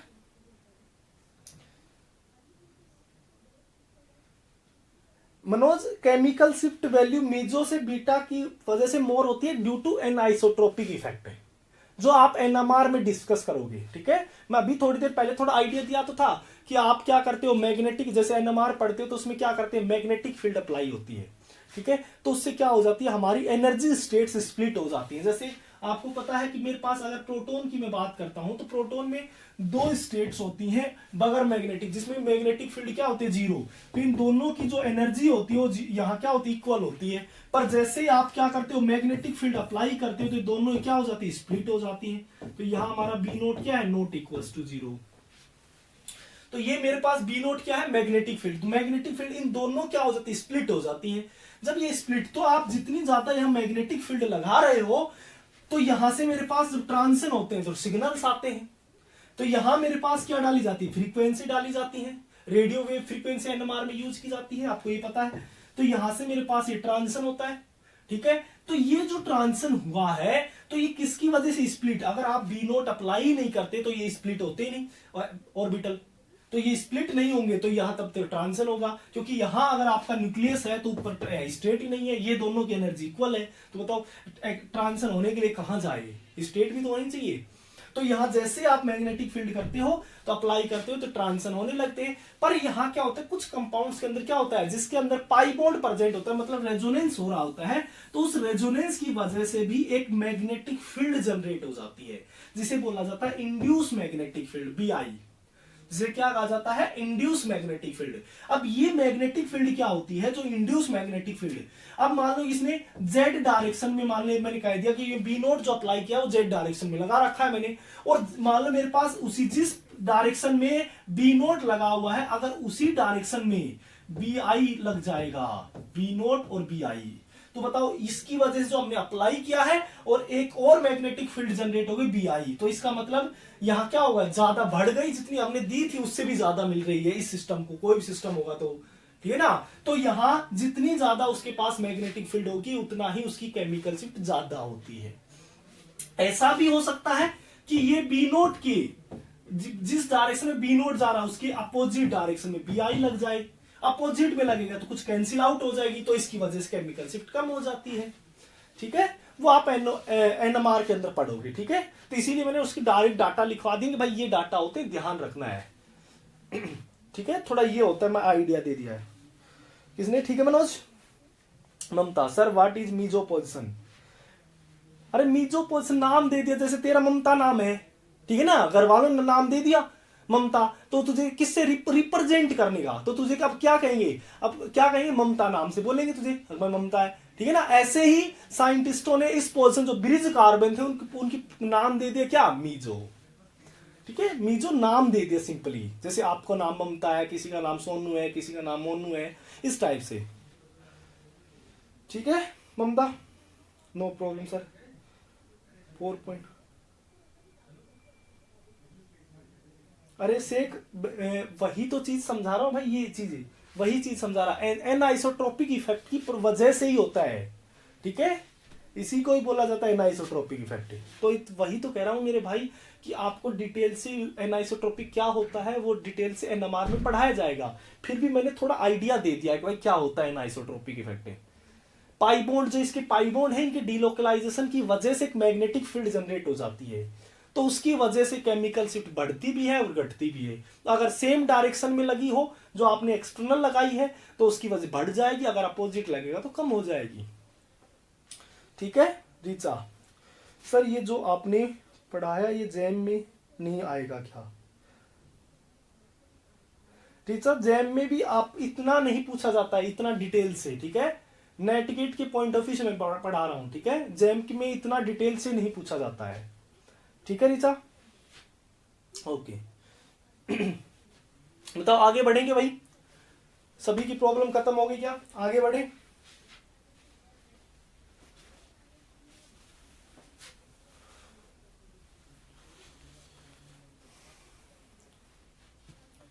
बताओ सभी की प्रॉब्लम होगी क्या खत्म।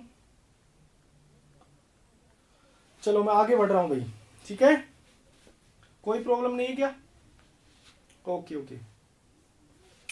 देखो आगे बढ़ रहे हैं भाई, देखो तो ये हमारा थोड़ा बेसिक पार्ट था पोरफिन रिंग का। पोरफायरिन रिंग की बात करेंगे क्या होती है वो। अब देखो यहाँ इतना ध्यान रखना है, जैसे उसमें पूछा था किसमें, टीआईएफआर के अंदर, टीआईएफआर में क्वेश्चन पूछा था कि कहा था कि बताओ ये पोरफिन रिंग का जो पोरफिन या पोरफिन रिंग का होता है ये डीपली कलर्ड फॉर्म में होती है, कलर्ड फॉर्म में होती है, तो ये कलर किसकी वजह से जनरेट होते हैं। तो देखो जब आप कलर थ्योरी पढ़ते हो तो कहां पढ़ते हो, कोऑर्डिनेशन केमिस्ट्री के अंदर कलर थ्योरी। तो हम पढ़ते हैं डीडी ट्रांजिशन की वजह से कलर आते हैं, एमएलसीटी की वजह से ट्रांजिशन आते हैं, एलएमसीटी की वजह से भी आते हैं, वैलेंस बॉन्ड की वजह से आते हैं, d d transition pi to pi star की वजह से भी आते हैं, ठीक है ना, इस टाइप से पढ़ते हो। तो इसका मतलब डेल्टा टू डेल्टा स्टार से भी कलर आते हैं। तो वो आप वहां डिटेल से डिस्कशन कहां करेंगे, क्या उसमें कोऑर्डिनेशन केमिस्ट्री में। पर यहां हमें ध्यान रखना है कि कलर किसकी वजह से आते हैं, क्योंकि यहां ऐसे क्वेश्चन डायरेक्ट स्टेटमेंट पूछ लेता है, तो हमें एक भी स्टेटमेंट मिस नहीं करनी है, ठीक है। तो यहां ध्यान रखना है कि इसका जो कलर होता है पोरफिन रिंग का, ये डीपली कलर्ड फॉर्म में होती है, डीपली कलर्ड फॉर्म में होती है। और किसकी वजह से आता है, पोरफिन रिंग का बता रहा हूं, पोरफिन या पोरफायरिन भी, दोनों में डिफरेंस बताऊं आगे क्या होता है। ये आता है due to intraligand pi to pi star transition की वजह से। ये क्या होता है, ये कैसे होता है, जनरेट होता है, ये सारी चीजें हम कोऑर्डिनेशन में पढ़ेंगे, पर ये छोटी पॉइंट ध्यान रखना आपको, ठीक है। अब हम आगे बढ़ते हैं भाई, देखो आगे नेक्स्ट पार्ट हम जो स्टार्ट कर रहे हैं वो है, देखो यहां हमारे पास जो पोरफिन रिंग बनी है उसका नेचर की बात करें तो जैसे आपके पास कह देगा कि बताओ ये पोरफिन रिंग है, ये एसिडिक नेचर शो करता है, बेसिक नेचर, आपको पूछ लेगा एग्जामिनर, स्टेटमेंट डाल देगा, कहेगा कि बताओ पोरफिन रिंग जो होती है एसिडिक होती है क्या, पोरफिन रिंग बेसिक होती है क्या, या porphin ring acidic as well as basic भी होती है क्या। तो हमें कैसे पता चलेगा कि भाई ये एसिडिक है या बेसिक है, तो इसका थोड़ा नेचर भी देख लेते हैं। नेचर ऑफ पोरफिन रिंग,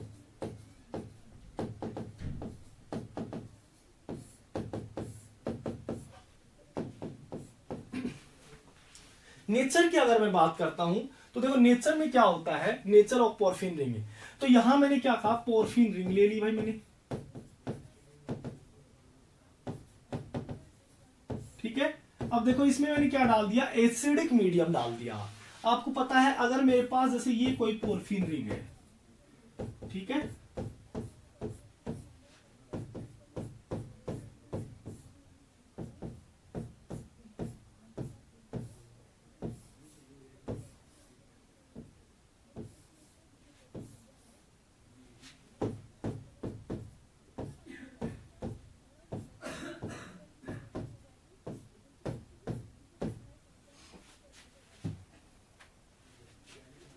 ठीक है, ये हमारे पास पोरफिन रिंग है, ठीक है। अब इस पोरफिन रिंग के अंदर देखो मुझे क्या चेक करना है, सबसे पहले एसिडिक और बेसिक नेचर। एसिड का मतलब क्या होता है, डिफरेंट साइंटिस्ट आए थे, उसने डिफरेंट थ्योरी दी अपनी, और उसमें एसिड और बेस को समझाने के लिए हमें कुछ हेल्प की। हम जो नॉर्मली जब भी हम एसिड बेस की बात करते हैं तो हम ब्रोंस्टेड लोरी के अकॉर्डिंग चलते हैं। ब्रोंस्टेड और लोरी दो साइंटिस्ट थे, उन्होंने एक्सप्लेन किया, उन्होंने क्या कहा, उन्होंने कहा कि जो भी मेरे पास H+ डोनेट करता है उसको आप एसिड कहोगे, और जो H+ को एक्सेप्ट करता है उसे आप क्या कहोगे, बेस कहोगे। मैंने क्या कहा कि जो H+ डोनेट करता है उसे हम क्या कहेंगे, एसिड, और जो H+ एक्सेप्ट करता है उसे बेस कहोगे। किसके अकॉर्डिंग में बात कर रहा हूं, ब्रोंस्टेड लोरी के अकॉर्डिंग, वही यूज करते हैं हम। तो यहां हमें अगर मैं एसिडिक मीडियम, मतलब मैंने कोई सॉल्यूशन ले लिया, एक मैंने टेस्ट ट्यूब ली, उसके अंदर मैंने क्या डाल दिया, कोई एसिडिक मीडियम डाल दिया, मतलब H+ का सोर्स डाल दिया। अब उसके अंदर मैंने क्या ऐड कर दिया, ये पोरफिन रिंग ऐड कर दी। तो बताओ जैसे ही इस टेस्ट ट्यूब के अंदर पोरफिन रिंग अंदर जाएगी तो सॉल्यूशन कैसा एसिडिक, और एसिडिक होगा तो H प्लस रखेगा, H प्लस रखेगा। तो अगर ये पोरफिन रिंग है इस सॉल्यूशन से H प्लस को एब्स्ट्रैक्ट कर लेती है तो मैं क्या कहूंगा कि पोरफिन रिंग कैसी है, बेसिक नेचर की है, क्योंकि बेस किसको कहा, जो H प्लस को एक्सेप्ट करता है उसे बेस। तो अगर इस सॉल्यूशन में से H प्लस ले लेता है तो मैं क्या कहूंगा कि ये पोरफिन रिंग जो है ये बेसिक नेचर की होगी। तो देखो बेसिक नेचर कैसे लेगा H प्लस का, तो यहां अगर ये सिस्टम देखो यहां लोन पेयर है, भाई लोन पेयर ही लेंगे H प्लस को। अब लोन पेयर भी यहां दो टाइप के हैं, देखो यहां मेरे पास ये जो लोन पेयर है ये दोनों लोन पेयर, ये दोनों लोन पेयर कैसे है भाई, localized loan pair. Localize loan pair का मतलब क्या होता है, जो रेजोनेंस नहीं कर रहे हैं। तो ये लोन पेयर क्या है, रेजोनेंस नहीं कर रहे। ये दोनों जो लोन पेयर है ये दोनों लोन पेयर क्या है, रेजोनेंस कर रहे हैं, तो किसे क्या बोला जाता है, डीलोकलाइज्ड लोन पेयर। ठीक है, ये दोनों लोन पेयर क्या कर रहे हैं, रेजोनेंस कर रहे हैं, दोनों लोन पेयर रेजोनेंस नहीं कर रहे हैं। अब इन दो टाइप के लोन पेयर आ गए, दोनों में से कौन पहले H प्लस को लेगा। जैसे एक एग्जांपल अब बात करें कि भाई आप बैठे हुए हो, आप फ्री बैठे हुए हो, आपका कोई दोस्त आया है, आपका टाइम पास नहीं हो रहा है, बिल्कुल आप वेले बैठे हुए हो, आपका बिल्कुल टाइम पास नहीं है, तो आपका जब दोस्त आएगा आपके पास तो आपको माल मार्केट लेके जाना है उसको, तो कहेगा यार मार्केट चलने मेरे साथ। तो आप फ्री बैठे हुए तो टाइम पास करने के लिए क्या चलोगे, चल मार्केट चलते घूम आते हैं, मेरा टाइम पास हो जाएगा। तो आप अगर फ्री बैठे हुए तो उसके साथ चल पड़ोगे। पर मान लो आप बिजी है, जैसे पढ़ाई कर रहे हैं, खैर पढ़ाई तो कहाँ करते हो, खेल रहे हो, ठीक है, खेलने जा रहे हो या कहीं खेल रहे हो, और आपको कोई दोस्त आकर के कह दे कि भाई आकर के क्या कहे कि चल मेरे साथ मार्केट चल ले, तो बताओ आप क्या करोगे, कुछ ना कुछ बहाना लगाओगे, कुछ ना कुछ क्या करोगे भाई, बहाना लगाओगे। अगर आप पढ़ रहे हो तो भी बहाना लगाओगे, आप खेल रहे हो तो भी बहाना लगाओगे, या किसी काम में व्यस्त होंगे तो भी आप कोई ना कोई ऐसा बहाना लगाओगे ताकि उसकी मार्केट जाना मेरा कैंसिल हो जाए। तो अगर आप किसी चीज में बिजी हैं, अगर मैंने क्या कहा किसी चीज में आप बिजी हैं, तो बताओ वो क्या करोगे, उसके साथ नहीं गए दोस्त के साथ। और अगर आप फ्री बैठे हुए तो चल पड़े। सेम कहानी लोन पेयर की भी है कि अगर ये लोन पेयर फ्री बैठा हुआ है तो जैसे ही H प्लस दिखा तुरंत उसको एब्स्ट्रैक्ट कर लेगा। अगर कोई लोन पेयर बिजी है तो वो क्या करेगा, H प्लस को एब्स्ट्रैक्ट नहीं कर पाएगा। देखो यहां जो लोन पेयर है ये लोन पेयर डीलोकलाइज का मतलब क्या है, रेजोनेंस में पार्टिसिपेट कर रहे हैं, मतलब रेजोनेंस कर रहे हैं, और रेजोनेंस करने का मतलब क्या है, बिजी है, और बिजी होंगे तो H प्लस को नहीं लेंगे। ये दोनों लोन पेयर जो लोकलाइज फॉर्म में है, ये दोनों लोन पेयर जो लोकलाइज फॉर्म में है, ये रेजोनेंस नहीं कर रहे भाई, और रेजोनेंस नहीं कर रहे हैं इसका मतलब क्या होगा कि ये क्या कर लेंगे, H प्लस को एक्सेप्ट कर लेंगे, क्योंकि फ्री बैठे हुए हैं, जैसे H प्लस दिखा तुरंत क्या कर लेंगे, एक्सेप्ट कर लेंगे। H प्लस लेते ही यहां से क्या बन जाएगा, H प्लस लेते ही यहां क्या बन जाएगा, ये पॉजिटिव, ये पॉजिटिव। H प्लस लिया तो यहां पर लोन पेयर अपना डोनेट कर दिया, तो ये, तो इस रिंग को मैं क्या कह सकता हूं, डाई केटायन पोरफायरिन रिंग। इसे क्या बोला जाएगा, डाई केटायन पोरफायरिन। इसकी यहां लिख देता हूं मैं डीलोकलाइज, तो इसे क्या बोला जाएगा, डाई केटायन पोरफिन रिंग।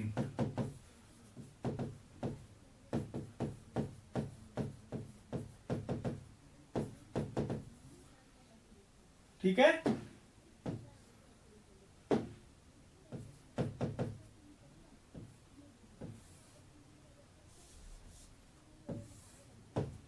ठीक है, डाई केटायन पोरफिन रिंग बन जाएगी। अब देखो यहां से इसका मतलब H प्लस इसने लिया है, इस पोरफिन रिंग ने क्या कर लिया, H प्लस ले लिया, और H प्लस लेने का मतलब क्या है कि ये जो पोरफिन रिंग है ये बेसिक नेचर की है, ये क्या है, बेसिक नेचर की है। अब देखो यहां अगर मुझे ये भी चेक करना है कि ये एसिडिक की है या नहीं है। एसिडिक का मतलब कैसे पता चलेगा कि ये पोरफिन रिंग जो है अगर ये H प्लस डोनेट कर देती है, ये पोरफिन रिंग अगर H प्लस डोनेट कर देती है तो मैं क्या कहूंगा कि ये जो नेचर है इसका एसिडिक भी है, क्योंकि एसिड आप किसको कहते हो, जो H प्लस डोनेट करता है, और बेस किसको कहते हो, जो H प्लस एक्सेप्ट करता है। तो यहां से अब देखो ये पोरफिन रिंग है, तो मैं यहां से थोड़ा सा इसको रफ कर रहा हूं भाई, ठीक है, और क्या बना रहा हूं यहां,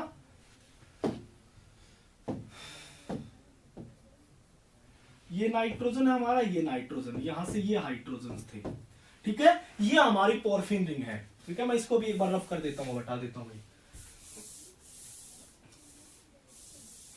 ठीक है, अब देखो ये मेरे पास क्या है, पोरफिन रिंग है, पोरफिन रिंग है, मैंने क्या डाल दिया यहां सॉल्यूशन में, बेसिक मीडियम डाल दिया, यहां क्या डाल दिया, बेसिक मीडियम।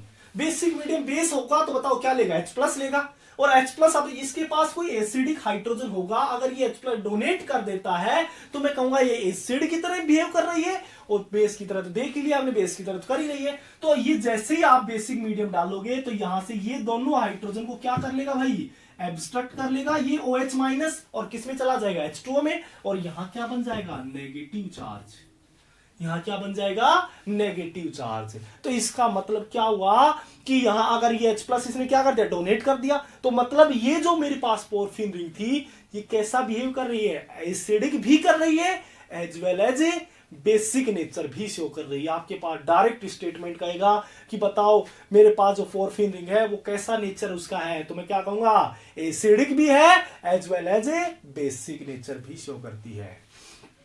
तो यहां हमारे पास बन क्या जाएगा, यहां डाई एनायन पोरफिन रिंग,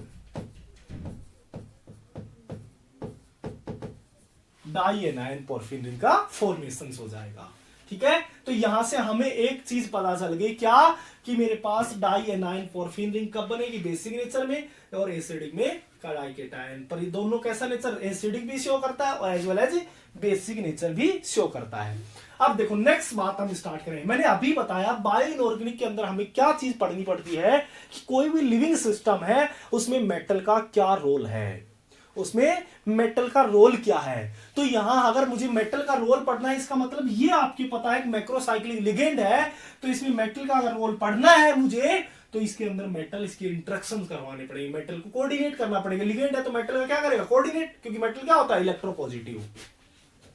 तो भाई यहां जैसे ही आपके पास मेटल आएगा, तो मेटल में मान लेता हूं मेरे पास कोई भी मेटल आया और वो +N ऑक्सीडेशन स्टेट में है, तो ये क्या करेगा, अपने लोन पे डोनेट करेगा, ये भी अपना लोन पे डोनेट करेगा, ये भी डोनेट कर देगा, ये नेगेटिव चार्ज से कोऑर्डिनेट हो जाएगा और ये अपने दोनों तरफ से लोन पेयर से। तो बताओ यहां चारों के चारों नाइट्रोजन कोऑर्डिनेट हो गए क्या, हम कहेंगे बिल्कुल चारों के चारों नाइट्रोजन कोऑर्डिनेट हो रहे हैं। बट अगर यहां क्या आ जाता है, देखो यहां ये तो क्या कौन सा केस है, डाई एनायन, जब मैंने क्या लिख के किया, डाई एनायन। बट अगर डाई केटायन की मैं बात करता हूं, किसकी बात करता हूं भाई, डाई केटायन की। देखो यहां डाई केटायन होगा तो ये मेरे पास यहां पॉजिटिव चार्ज जुड़े रहेंगे, यहां पॉजिटिव, और अब यहां क्या आएगा, प्लस यहां मेरे पास यहां NH थे ये, ठीक है, +N ऑक्सीडेशन स्टेट में कोई मेटल आकर के इंटरेक्शन कर रहा है। तो बताओ इसके पास तो लोन पेयर होंगे तो ये कोऑर्डिनेट हो जाएगा, इसके पास भी लोन पेयर है, ये भी कोऑर्डिनेट कर लेंगे। क्या इन दोनों नाइट्रोजन के पास है क्या ऐसे ना लोन पेयर है, तो हम कहेंगे भाई लोन पेयर इनके पास नहीं है, तो ये दोनों नाइट्रोजन क्या नहीं कर पाएंगे, कोऑर्डिनेशन कर ही नहीं पाएंगे। तो यहाँ कितने, जब डाई केटायन होता है तो 2 ही नाइट्रोजन कोऑर्डिनेट किए, जब डाई एनायन होता है तो चारों के चारों नाइट्रोजन क्या हो गए भाई, कोऑर्डिनेट कर रहे हैं। इसका मतलब क्या हुआ कि परफेक्ट बाइंडिंग किसके साथ होगी, जब मेरे पास डाई एनायन पोरफायरिन रिंग होगी। जब डाई एनायन पोरफिन रिंग होगी तभी मेरे साथ क्या होगी, परफेक्ट बाइंडिंग होगी। यहां से आप देख सकते हैं कि जब मेरे पास डाई एनायन होगा तभी क्या होगी, एक परफेक्ट बाइंडिंग होगी।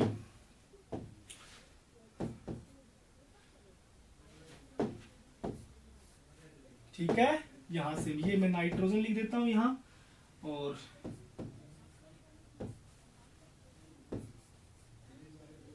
यहां, और अब मैं क्या कर रहा हूं, इसको डाई एनायन बना दी। ये हमारे पास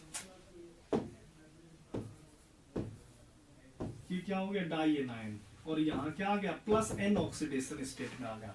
तो जब डाई एनायन होगा तो इसका लोन पेयर कोऑर्डिनेट हो जाएंगे और ये नेगेटिव चार्ज, तो यहां से चारों नाइट्रोजन हमारे क्या हो जाएंगे, कोऑर्डिनेशन। और जब क्या होता है, देखो जब डाई एनायन पोरफायरिन रिंग किसी मेटल के साथ, ध्यान सुना भाई, डाई एनायन पोरफायरिन रिंग किसी मेटल के साथ इंटरेक्शंस करती है तो उसी को ही क्या बोला जाता है, मेटलोपोरफायरिन कॉम्प्लेक्स है। देखो यहां मैंने बेसिक इंट्रोडक्शन में 3 चीजें बताई थी, कौन सी, सबसे पहले मेटल, यहां मेरे पास बेसिक इंट्रोडक्शन देखो, पोरफायरिन रिंग, पोरफिन रिंग, इसी का डेरिवेटिव होता है पोरफायरिन, हमने देख लिया है। ठीक है, मेटलो पोरफायरिन और हेम ग्रुप, ये बेसिक इंट्रोडक्शन में हमें डिस्कस करना है। तो यहां से बेसिक इंट्रोडक्शन में मेटलो पोरफायरिन किसको कहा जाता है, जब मेरे पास क्या हो जाए, डाई एनायन पोरफायरिन रिंग किसी मेटल के साथ इंटरेक्शंस करता है तो उसे क्या कहा जाता है, मेटलो पोरफायरिन कॉम्प्लेक्स। मैंने क्या कहा कि वह di anion porphyrin ring interact with किसके साथ है, metal ion, this is called क्या हो जाएगा, मेटलो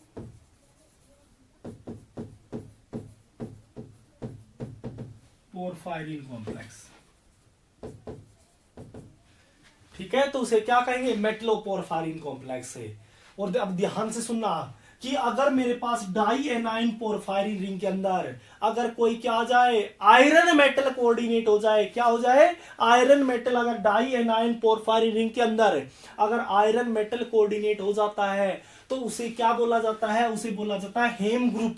मतलब मैंने ये जो लिखा है metal plus an oxidation state में, इसमें से अगर आयरन मेटल ही जुड़ जाए तो उसे क्या बोला जाता है, हेम ग्रुप।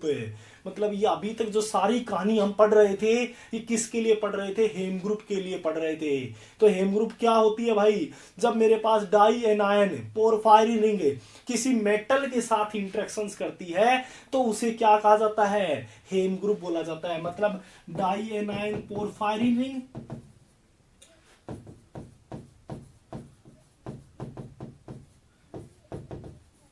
प्लस क्या होगा, आयरन मेटल। देखो आयरन मेटल यहाँ +2 में भी हो सकता है और आयरन +3 में भी हो सकता है। अगर एग्जामिनर पूछ लेता है कि भाई आयरन कौन सी ऑक्सीडेशन स्टेट में होगा इन केस ऑफ पोरफिन या पोरफायरिन, तो आप क्या कहोगे, आयरन +2 पे टिक करके आ जाना है। किस पे टिक करोगे, आयरन +2 पे टिक करोगे। ठीक है, अब ये हमारे पास क्या हो गया, हेम ग्रुप बोलेंगे, इसको क्या कहेंगे, हेम ग्रुप। अब देखो यहां एग्जाम में, इसके रिलेटेड एग्जाम में क्या क्या क्वेश्चंस पूछे जाते हैं और क्या क्या पूछे हुए ये भी बता दो। तो देखो सबसे पहला क्वेश्चंस क्या पूछा जाएगा, आपसे कहेगा देखो यहां मेरे पास ये पोरफायरिन रिंग है, इसमें जो मेटल इंटरेक्शंस कर रहा है, ये जो मेटलो पोरफायरिन कॉम्प्लेक्स बना है, इसमें कौन से मेटल के साथ है सबसे अच्छा, या मैं कहूं सबसे क्या होगा, बेस्ट, इसके साथ परफेक्ट कॉम्प्लेक्स बनाएगा, मतलब सबसे स्टेबल कॉम्प्लेक्स किस मेटल के साथ बनेगा, तो वो कौन सा होता है और किसके बेसिस पे हम डिसाइड करते हैं, ये भी ध्यान रखना है। तो वो जो मेटल होता है वो होता है, मतलब यहां मैं बात करूं स्टेबिलिटी ऑफ किसकी, मेटलो पोरफायरिन कॉम्प्लेक्स।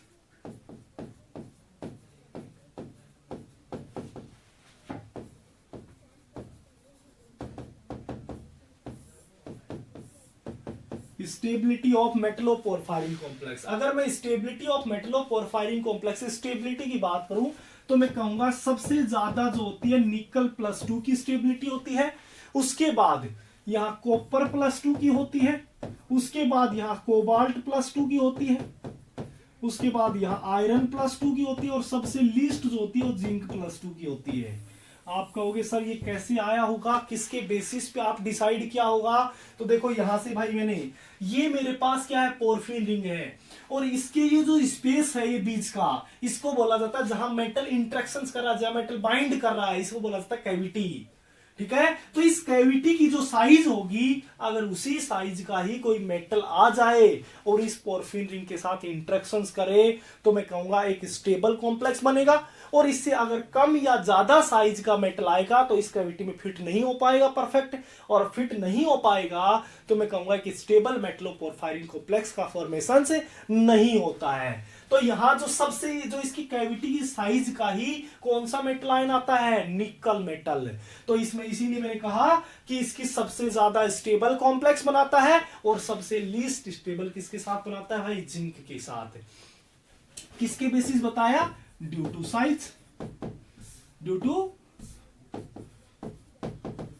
साइज के बेसिस पे मैंने बताया है कि कौन मेरा स्टेबल होगा और कौन यहां से लीस्ट स्टेबल होगा।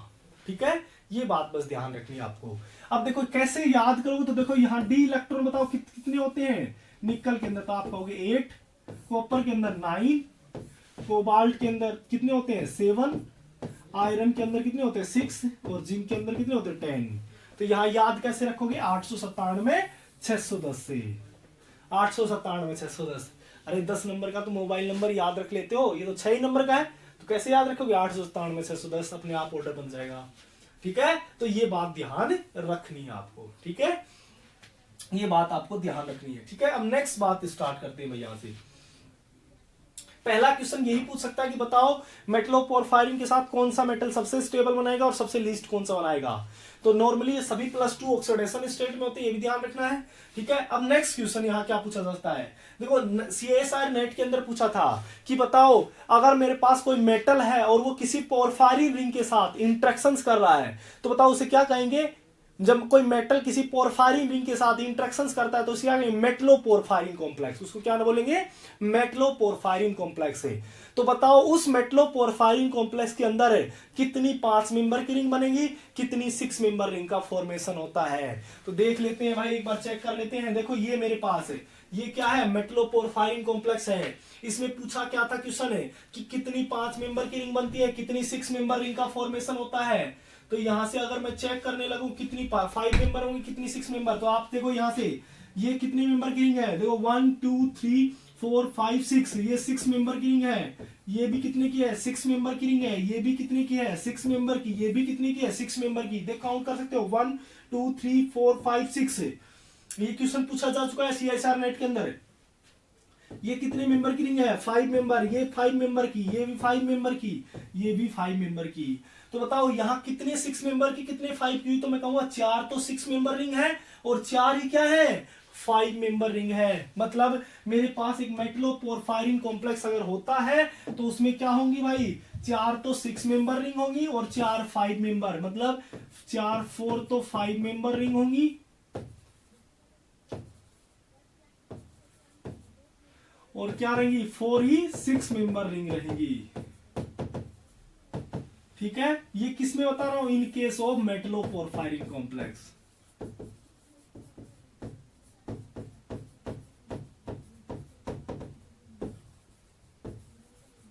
मेटलोपोरफायरिन केस के अंदर में बता रहा हूं। ठीक है, अब देखो एक और क्वेश्चन पूछा था इसी से रिलेटेड। देखो अगर यहां से क्वेश्चंस पर इसी से रिंग कौन सी थी पोरफायरिन मिली थी, वो एग्जामिनर 18 में पूछा था, कोरिन रिंग ले रखे जो आगे पढ़ेंगे विटामिन B12 के अंदर। ठीक है, एक तो यही क्वेश्चन पूछा था। दूसरा इसी को घुमाकर के क्या पूछा था कि बताओ मेटल के चिलेशन की वजह से, मेटल की वजह से कितनी 5 मेंबर की रिंग जनरेट होती है, कितनी 6 मेंबर की रिंग जनरेट होंगी। तो देखो यहां अगर मैं ये मेटल हटा देता हूं, ये मेटल मैंने हटा दिया, जैसे मैं फॉर एग्जांपल यहां से समझाता हूं भाई, इधर ध्यान देना। जैसे ये मेरे पास क्या है, 5 मेंबर की रिंग है। ठीक है, ये मैं इसको शॉर्ट ट्रिक में शॉर्ट लिख देता हूं।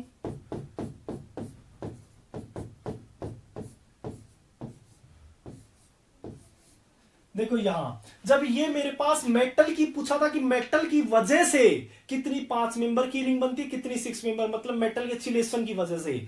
तो देखो जब मेटल नहीं था तो बताओ ये 5 मेंबर रिंग है, ये चारों 5 मेंबर की रिंग बनी हुई है। पर जैसे ही मेटल मेरा आ जाता है, मेटल, तो ये चारों क्या हो जाते हैं, कोऑर्डिनेट हो जाते हैं और इनकी वजह से ये 4 6 मेंबर की रिंग जनरेट हो जाती है, 4 6 मेंबर की। तो मेटल की वजह से, मेटल के चिलेशन की वजह से बताओ कितनी 4 मेंबर, कितनी 5 मेंबर की रिंग बनी, कितनी 6 मेंबर की। तो मैं कहूंगा मेटल की वजह से, मेटल की वजह से ओनली फॉर 4 6 मेंबर की रिंग जनरेट हो रही है, क्योंकि ये 5 मेंबर की रिंग जो है ये तो चाहे मेटल हो चाहे मेटल नहीं हो तो रहेंगी प्रेजेंट। तो इसका मतलब क्या हुआ कि मेटल की वजह से 4 ओनली 6 मेंबर रिंग जनरेट होती है। तो यहां से आप एक और चीज लिख सकते हो कि मेरे पास मेटल के चिलेशन की वजह से क्या होती है, मेटल के चिलेशन की वजह से ओनली फॉर 4 6 मेंबर की रिंग जनरेट होती है, 5 मेंबर की रिंग जनरेट नहीं हो रही है। आप देख सकते हो ये 5 मेंबर की है, तो ये 5 मेंबर की मेरी क्या है भाई, ऑलरेडी ये मेटल की वजह से नहीं है। ठीक है, तो आपसे ये भी क्वेश्चन पूछा जा सकता है। ठीक है, तीसरी बात यहाँ स्टार्ट करते हैं। पहली स्टेबिलिटी हमने देख लिया, स्टेबिलिटी से रिलेटेड पूछ सकता है। दूसरा किसे, स्टिलेशन की वजह से पूछ सकता है, कितनी 5 मेंबर रिंग आएंगी, कितनी 6 मेंबर। तीसरे टाइप का क्वेश्चन यहाँ से स्पेक्ट्रा से रिलेटेड पूछ सकता है कि स्पेक्ट्रा से रिलेटेड है। जैसे आपने N1H NMR की बात की पोर्फिन रिंग के अंदर अभी, ठीक है, 1H NMR की, तो बताओ वहां नंबर ऑफ सिग्नल कितने आए थे, 3 सिग्नल आए थे। तो यहां अगर मैं चेक करूं मेटलोपोरफायरिन कॉम्प्लेक्स के अंदर, देखो आपको ये पता करना है कि मेरे पास जो सैंपल है वो मेरे पास रिएक्शंस में मेटल डाल दिया जाता है। मतलब मैंने एक टेस्ट ट्यूब ली और इस टेस्ट ट्यूब में किसका सैंपल डाल रखा है मैंने, मेटलोपोरफायरिन, किसका, पोर्फिन रिंग का। जैसे ही आपने इसके अंदर क्या करोगे, मेटल इन्वोल्व करोगे, जैसे इसके अंदर मेटल इन्वोल्व करोगे तो बताओ क्या होगा, मेटल और पोर्फिन रिंग के अंदर क्या होगा, इंटरेक्शंस होगा, मतलब रिएक्शन करेंगे और क्या बनाएंगे, मेटलोपोरफायरिन कॉम्प्लेक्स का फॉर्मेशंस करेंगे। तो मेटलोपोरफायरिन कॉम्प्लेक्स बनेगा, बना है या नहीं बना है, तो फिर हम किसके पास जाएंगे, स्पेक्ट्रोस्कोपी के पास। स्पेक्ट्रोस्कोपी में सबसे पहले हम एनएमआर के लिए देखें कि एनएमआर में नंबर ऑफ सिग्नल कितने आएंगे इन केस ऑफ मेटलोपोरफायरिन कॉम्प्लेक्स। तो मेटलोपोरफायरिन कॉम्प्लेक्स में चेक करूं कि भाई ये मेरे पास मेटलोपोरफायरिन के कॉम्प्लेक्स है, इसमें मुझे चेक करना है नंबर ऑफ सिग्नल। तो कैसे चेक करूंगा, मैं कहूंगा डिफरेंट टाइप ऑफ प्रोटॉन। तो एक तो मेरे पास बीटा के पास, एक मीजो के पास प्रोटॉन है। आप देख सकते हो नाइट्रोजन के पास कोई प्रोटॉन है ही नहीं। जब मेरे पास नाइट्रोजन में प्रोटॉन है ही नहीं तो उसकी वजह से सिग्नल भी नहीं आएगा। तो यहां कितने सिग्नल आएंगे, ओनली 2 सिग्नल। बताओ मेरे पास मेटलोपोरफायरिन कॉम्प्लेक्स में नंबर ऑफ सिग्नल कितने आ रहे हैं भाई, 2 आ रहे हैं, क्योंकि यहां नाइट्रोजन के पास प्रोटॉन है ही नहीं। जबकि अगर मैं पोर्फिन रिंग की बात करूं तो वहां कितने सिग्नल आए थे, 3 सिग्नल। तो यहां मैं कितने बता सकता हूं कि कितने सिग्नल आएंगे, नंबर ऑफ सिग्नल कितने हो जाएंगे, 2 हो जाएंगे। अगर मैं यूवी की बात करूं कि यूवी में आपसे पूछ लेगा कि मेरे पास कितने ट्रांजिशन होंगे, जैसे पोर्फिन रिंग में कितने ट्रांजिशन हो रहे थे, 2 ट्रांजिशन थे। कौन कौन से, तो पाई टू पाई स्टार और दूसरा कौन सा था, non bonding to pi star. यहां से अगर मैं चेक करूं तो देखो यहां ये पोर्फिन रिंग है, बताओ pi to pi star. Pi to pi star कब होगा, मैंने कहा जिसके पास पाई बॉन्ड प्रेजेंट होंगे तो उसमें पाई टू पाई स्टार होगा। ये पाई बॉन्ड तो है इसमें बहुत सारे, तो पाई टू पाई स्टार तो हो ही रहा होगा। पर नॉन बॉन्डिंग के लिए non bonding to pi star check करें तो नॉन बॉन्डिंग मैंने कहा नॉन पेयर होना चाहिए, नॉन बॉन्डिंग इलेक्ट्रॉन होने चाहिए। देखो यहाँ क्या नॉन बॉन्डिंग इलेक्ट्रॉन है क्या, है ही नहीं, क्योंकि जो नॉन बॉन्डिंग थे वो तो किसको डोनेट कर चुके हैं, मेटल को। तो इस नॉन बॉन्डिंग अब इसके पास है ही नहीं, तो ट्रांजिशन कहां से करेगा। तो इसका मतलब क्या हुआ कि यहां ओनली 1 ट्रांजिशन होगा। यहां कितना होगा, 1 ट्रांजिशन, और वो कौन सा होगा, pi to pi star transition होगा। Non bonding to pi star नहीं होगा क्योंकि लोन पेयर प्रेजेंट है ही नहीं। जो थे वो किसको दे चुका है, मेटल को। अगर आईआर की बात करूं, मैं आईआर की मैं बात करूं तो आईआर में अगर मैं चेक करूं तो मैं क्या कहूंगा, देखो आईआर में हम किसकी स्ट्रेचिंग, देखो ये कार्बन कार्बन की तो है ही, कार्बन कार्बन की भी है, CH की भी है, C डबल बॉन्ड C की है, वो तो है। बस जो पीक स्ट्रेचिंग फ्रीक्वेंसी गायब हुई है वो कौन सी थी, NH की। वहां NH की पीक कितने पे आ रही थी, 3200 से 3300, यहाँ NH बॉन्ड ही नहीं है। तो बताओ क्या यहाँ पीक मिलेगी। तो अगर मेटलोपोरफायरिन कॉम्प्लेक्स की बात करें तो यहाँ कोई भी NH की क्या नहीं आएगी, स्ट्रेचिंग फ्रीक्वेंसी आएगी नहीं। मतलब यहाँ आपके पास NH की कोई भी स्ट्रेचिंग फ्रीक्वेंसी नहीं रहेगी। तो ये हम क्या चेक कर सकते हैं, एक मेटल पोर्फिन रिंग और मेटलोपोरफायरिन कॉम्प्लेक्स के अंदर यहाँ डिफरेंशिएट कर सकते हैं स्पेक्ट्रोस्कोपी टेक्निक से कि भाई कौन सी मेरे पास कौन सी मेटलोपोरफायरिन रिंग है और कौन सी पोर्फिन रिंग है। ठीक है। फोर्थ, यहाँ आपसे कलर से रिलेटेड क्वेश्चन पूछा जा सकता है। तो देखो जो भी हम यहाँ यूज करते हैं वो नॉर्मली हेम ग्रुप ही हम यूज करते हैं। वो कौन सी यूज करेंगे, हेम ग्रुप। हेम ग्रुप की अगर मैं बात करूं तो मैं कहूंगा हेम ग्रुप में क्या होता है, आयरन मेटल होता है और कौन सी रिंग होती है, पोर्फिन रिंग होती है, पोरफायरिन रिंग होगी। पोरफायरिन और पोर्फिन में डिफरेंस बताऊं अभी, ठीक है। तो यहां मेरे पास मैं कहूंगा आयरन मेटल पोरफायरिन रिंग होती है तो उसे हेम ग्रुप कहते हैं। उस हेम ग्रुप का जो कलर होता है वो ध्यान रखना है, रेड कलर का आता है। हेम ग्रुप का जो कलर होता है वो क्या आता है, रेड कलर का होता है। और ये रेड कलर किसकी वजह से आता है भाई, ये आता है ड्यू टू MLCT। MLCT कहां पढ़ोगे आप, कलर थ्योरी में पढ़ोगे डिटेल से, कोऑर्डिनेशन केमिस्ट्री के अंदर। इतने तक ध्यान रखना है क्योंकि आपसे पूछ सकता है कि बताओ हेम ग्रुप का कलर रेड होता है वो किसकी वजह से होता है, या ये कह सकता है कि हेम ग्रुप का कलर क्या होगा, तो कलर क्या होगा, रेड कलर होगा। किसकी वजह से आता है, ड्यू टू एमएलसीटी। एमएलसीटी क्या होता है, metal to ligand charge transfer है, metal to ligand charge transfer. ठीक है, तो ये आपसे नेक्स्ट क्वेश्चन पूछा जा सकता है।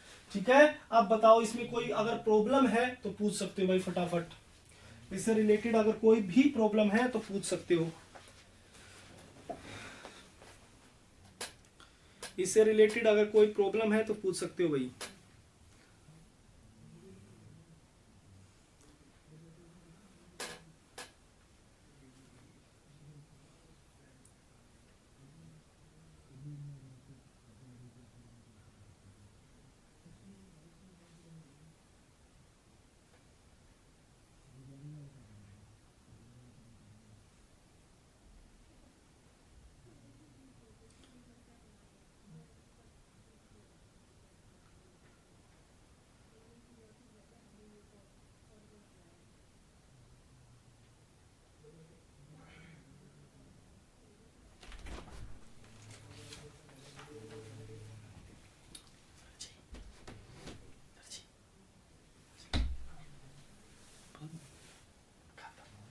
हो गई तुम तो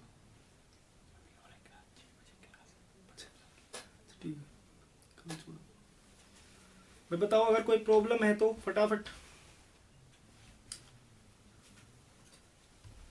नो प्रॉब्लम। इन कॉम्प्लेक्स का काम क्या है, अरे दीपक ये पढ़ेंगे अभी, अभी तो इंट्रोडक्शन बता रहा है, ये यूज करोगे। बेसिक इंट्रोडक्शन का मतलब होता है तो आगे चल के यूज करने वाला हूं मैं। ठीक है, अब मैं स्टार्ट कर देता भाई मायोग्लोबिन हीमोग्लोबिन से। तो बताओ उसमें हम मैं कहता हेम ग्रुप होता है भाई इसके अंदर प्रेजेंट, तो बता तू सोचता है क्या हेम ग्रुप क्या होता है ये, तो पहले उन चीजों को बताना पड़ेगा ना कि किसको हम हेम ग्रुप कहते हैं, किसको मेटलोपोरफायरिन कॉम्प्लेक्स कहते हैं। ठीक है ना, ये सब बेसिक इंट्रोडक्शन है, ये यूज करूंगा आगे चल के। ठीक है, पहले बेसिक इंट्रोडक्शन तो पढ़ा दूं। ठीक है, ठीक है प्रीति, किसने पूछा था अभी, दीपक ने। ठीक है दीपक, प्रीति सर पोरफाइन और पोरफिन रिंग में डिफरेंस। हाँ अभी बस वही चीज बची है, बेसिक इंट्रोडक्शन फिर खत्म हो जाएगा, वही डिफरेंस बताया वो। ठीक है, वही बताने वाला हूं। ठीक है प्रीति, और बताओ भाई कोई प्रॉब्लम हो तो आगे बढ़ू मैं, बताओ कोई प्रॉब्लम नहीं है कि मैं आगे बढ़ रहा हूं भाई। ठीक है, अब देखो क्या डिफरेंस होता है, बार बार वही क्वेश्चन आ रहे हैं तो क्या डिफरेंस आता है वो भी देख लेते हैं। तो इसमें मैं लिख देता हूं यहां से टाइप ऑफ हेम ग्रुप।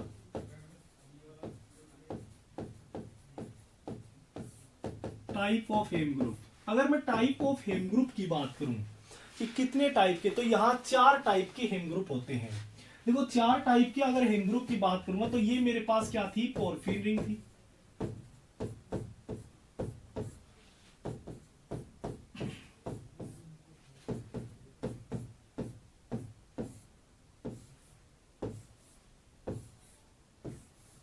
ठीक है, यहां से ये 11 डबल बॉन्ड्स थे। इसको आप क्या कहते थे, पोरफिन रिंग बोला जाता था। अब मैं यहाँ क्या कर रहा हूं, इसके साथ कुछ सब्स्टिट्यूएंट ऐड कर रहा हूं, CH2 CH2 COO-, यहाँ ऐड कर दिया CH3, यहाँ पर भी CH3 ऐड कर दिया, यहाँ CH2 CH2 और C+O-। यहाँ मैंने लिख दिया CH3, यहाँ मैंने लिख दिया R1, यहाँ मैंने लिख दिया CH3, यहाँ लिख दिया मैंने R2। ठीक है, अब देखो ये हमारे पास कोई एक रिंग लिख दी मैंने, पोरफिन के साथ ही क्या लिख दिया, कुछ सब्स्टिट्यूएंट ऐड कर दिए। तो इसमें अगर मेरे पास देखो जब ये सब्स्टिट्यूएंट ऐड हो जाते हैं तो इसका नाम बन जाता है पोरफायरिन रिंग। इसका नाम क्या होता है, porphyrin ring.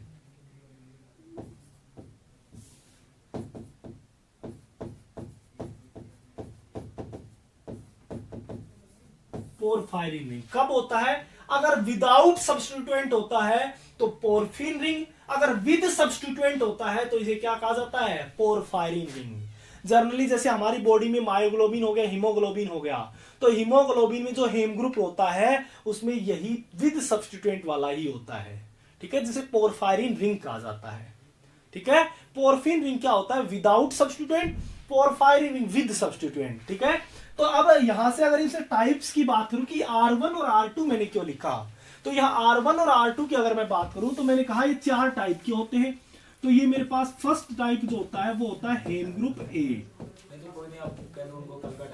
Hem group A, heme group A क्या होता है, यहां से देखो यहाँ R1 की जगह अगर मेरा क्या हो जाए, कोई एल्कीन हो जाए, मतलब इथीन जुड़ा हुआ होता है, CH डबल बॉन्ड CH, यहाँ R1 की जगह। R2 की जगह यहाँ क्या जोड़ दूं अगर मैं, C18 H30 और OH ये जोड़ देता हूं तो इसको बोला जाता है हेम ग्रुप ए बोला जाता है। अगर मैं दूसरा टाइप होता है हेम ग्रुप बी होता है। हेम ग्रुप बी किसको कहते हैं, जब मेरा R1 की जगह और R2 की जगह दोनों की जगह इथीन जुड़ जाए, मतलब CH डबल बॉन्ड CH2, तो इसे बोला जाता है हेम ग्रुप बी। और ध्यान रखना है ये जो हेम ग्रुप बी होता है ये मायोग्लोबिन में भी यही हेम ग्रुप बी होता है, हीमोग्लोबिन में भी यही हेम ग्रुप होता है, साइटोक्रोम जो आगे पढ़ेंगे सब, ठीक है, साइटोक्रोम में भी यही होता है, आगे पढ़ेंगे परऑक्सीडेज भी, उसमें भी यही हेम ग्रुप होता है, एटसेट्रा जितने भी होंगे उसमें ये मेरे पास हेम ग्रुप प्रेजेंट होता है, हेम ग्रुप बी होता है। ध्यान रखना ये हेम ग्रुप बी मतलब ये जो R1 और R2 है इसकी जगह क्या जुड़ा होता है भाई, इथीन जुड़ा होता है, CH डबल बॉन्ड CH2। हेम ग्रुप सी किसको कहा जाता है, थर्ड टाइप। हेम ग्रुप सी की अगर मैं बात करूं तो हेम ग्रुप सी किसको बोला जाता है, हेम ग्रुप सी कहा जाता है जब मेरा R1 और R2 की जगह क्या हो जाए, सल्फर कंटेनिंग प्रोटीन चेन जुड़ी हो। सल्फर कंटेनिंग अगर प्रोटीन चेन जुड़ी हुई है तो उसे बोला जाता है हेम ग्रुप सी कहा जाता है। और फोर्थ टाइप होता है क्लोरो हेम ग्रुप।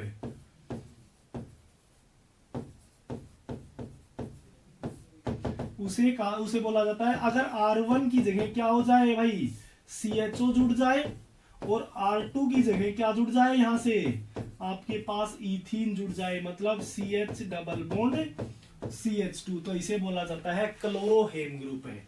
ये 4 टाइप होते हैं हेम ग्रुप के। तो यहां से मैं पोरफायरिन रिंग की डेफिनेशन क्या बोल सकता हूं कि porphyrin ring are the derivative of किसका, porphin ring, are the derivative of porphin ring. तो यहां से मैं क्या बोल सकता हूं, पोरफायरिन क्या होगी, porphyrin ring are the derivative of porphin ring, कि पोरफिन रिंग का जो डेरिवेटिव होता है उसी को ही आप क्या बोला जाता है, पोरफायरिन रिंग कहा जाता है। ठीक है, तो बताओ इससे रिलेटेड आज कोई प्रॉब्लम हो तो पूछ सकते हो भाई। आज ये हमारा बेसिक पार्ट था, ये मैं यही रोक रहा हूं, खत्म हो गया है बेसिक पार्ट। नेक्स्ट क्लास से हम मायोग्लोबिन स्टार्ट करेंगे। ठीक है, तो बताओ इससे रिलेटेड अगर कोई प्रॉब्लम हो तो। ठीक है, तो डिफरेंस पता चल गया।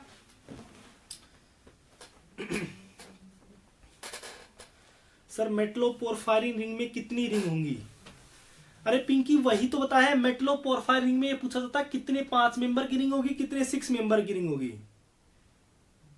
कितनी रिंग है सर मेटलोपोरफायरिन में कितनी रिंग है, तो दिख रही यहां मेटलोपोरफायरिन में 4-6 मेंबर की, 4-5 मेंबर की, टोटल कितनी होगी, 8 स्ट्रक्चर होगी, 8 रिंग होगी।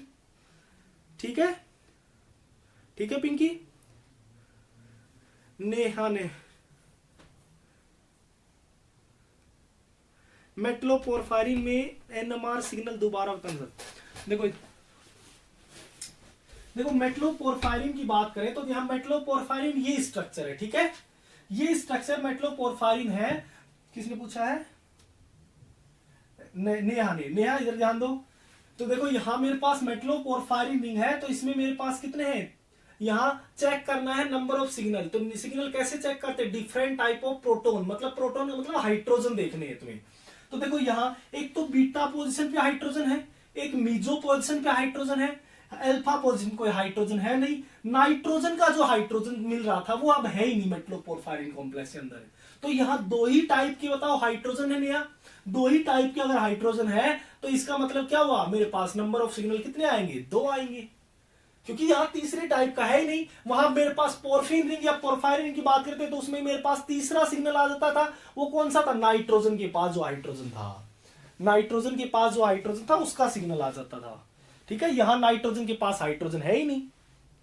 ठीक है, क्लोरो हेम ग्रुप में क्लोरीन नहीं होगा क्या, नहीं क्लोरीन नहीं होगा। ठीक है, रिचा ये नाम दे रखा है, क्लोरोहेम ग्रुप का मतलब ये नहीं कि उसमें क्लोरीन ग्रुप होगा, ये नहीं है, ठीक है। तो वो नाम है सिर्फ, वहां क्लोरीन ग्रुप नहीं है, वहां CHO और क्या होगा, एल्कीन होगी,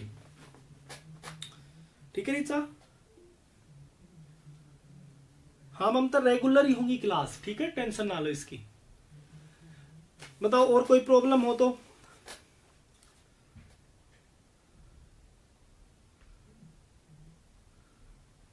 ठीक है, और जब भी थोड़ी क्लास हो तो एक बार तो उसको रिवाइज कर लिया करो भाई, ये सारा थ्योरी का पार्ट है, तो इस सारा थ्योरी का पार्ट होगा तो ध्यान रखना है सारी चीजें।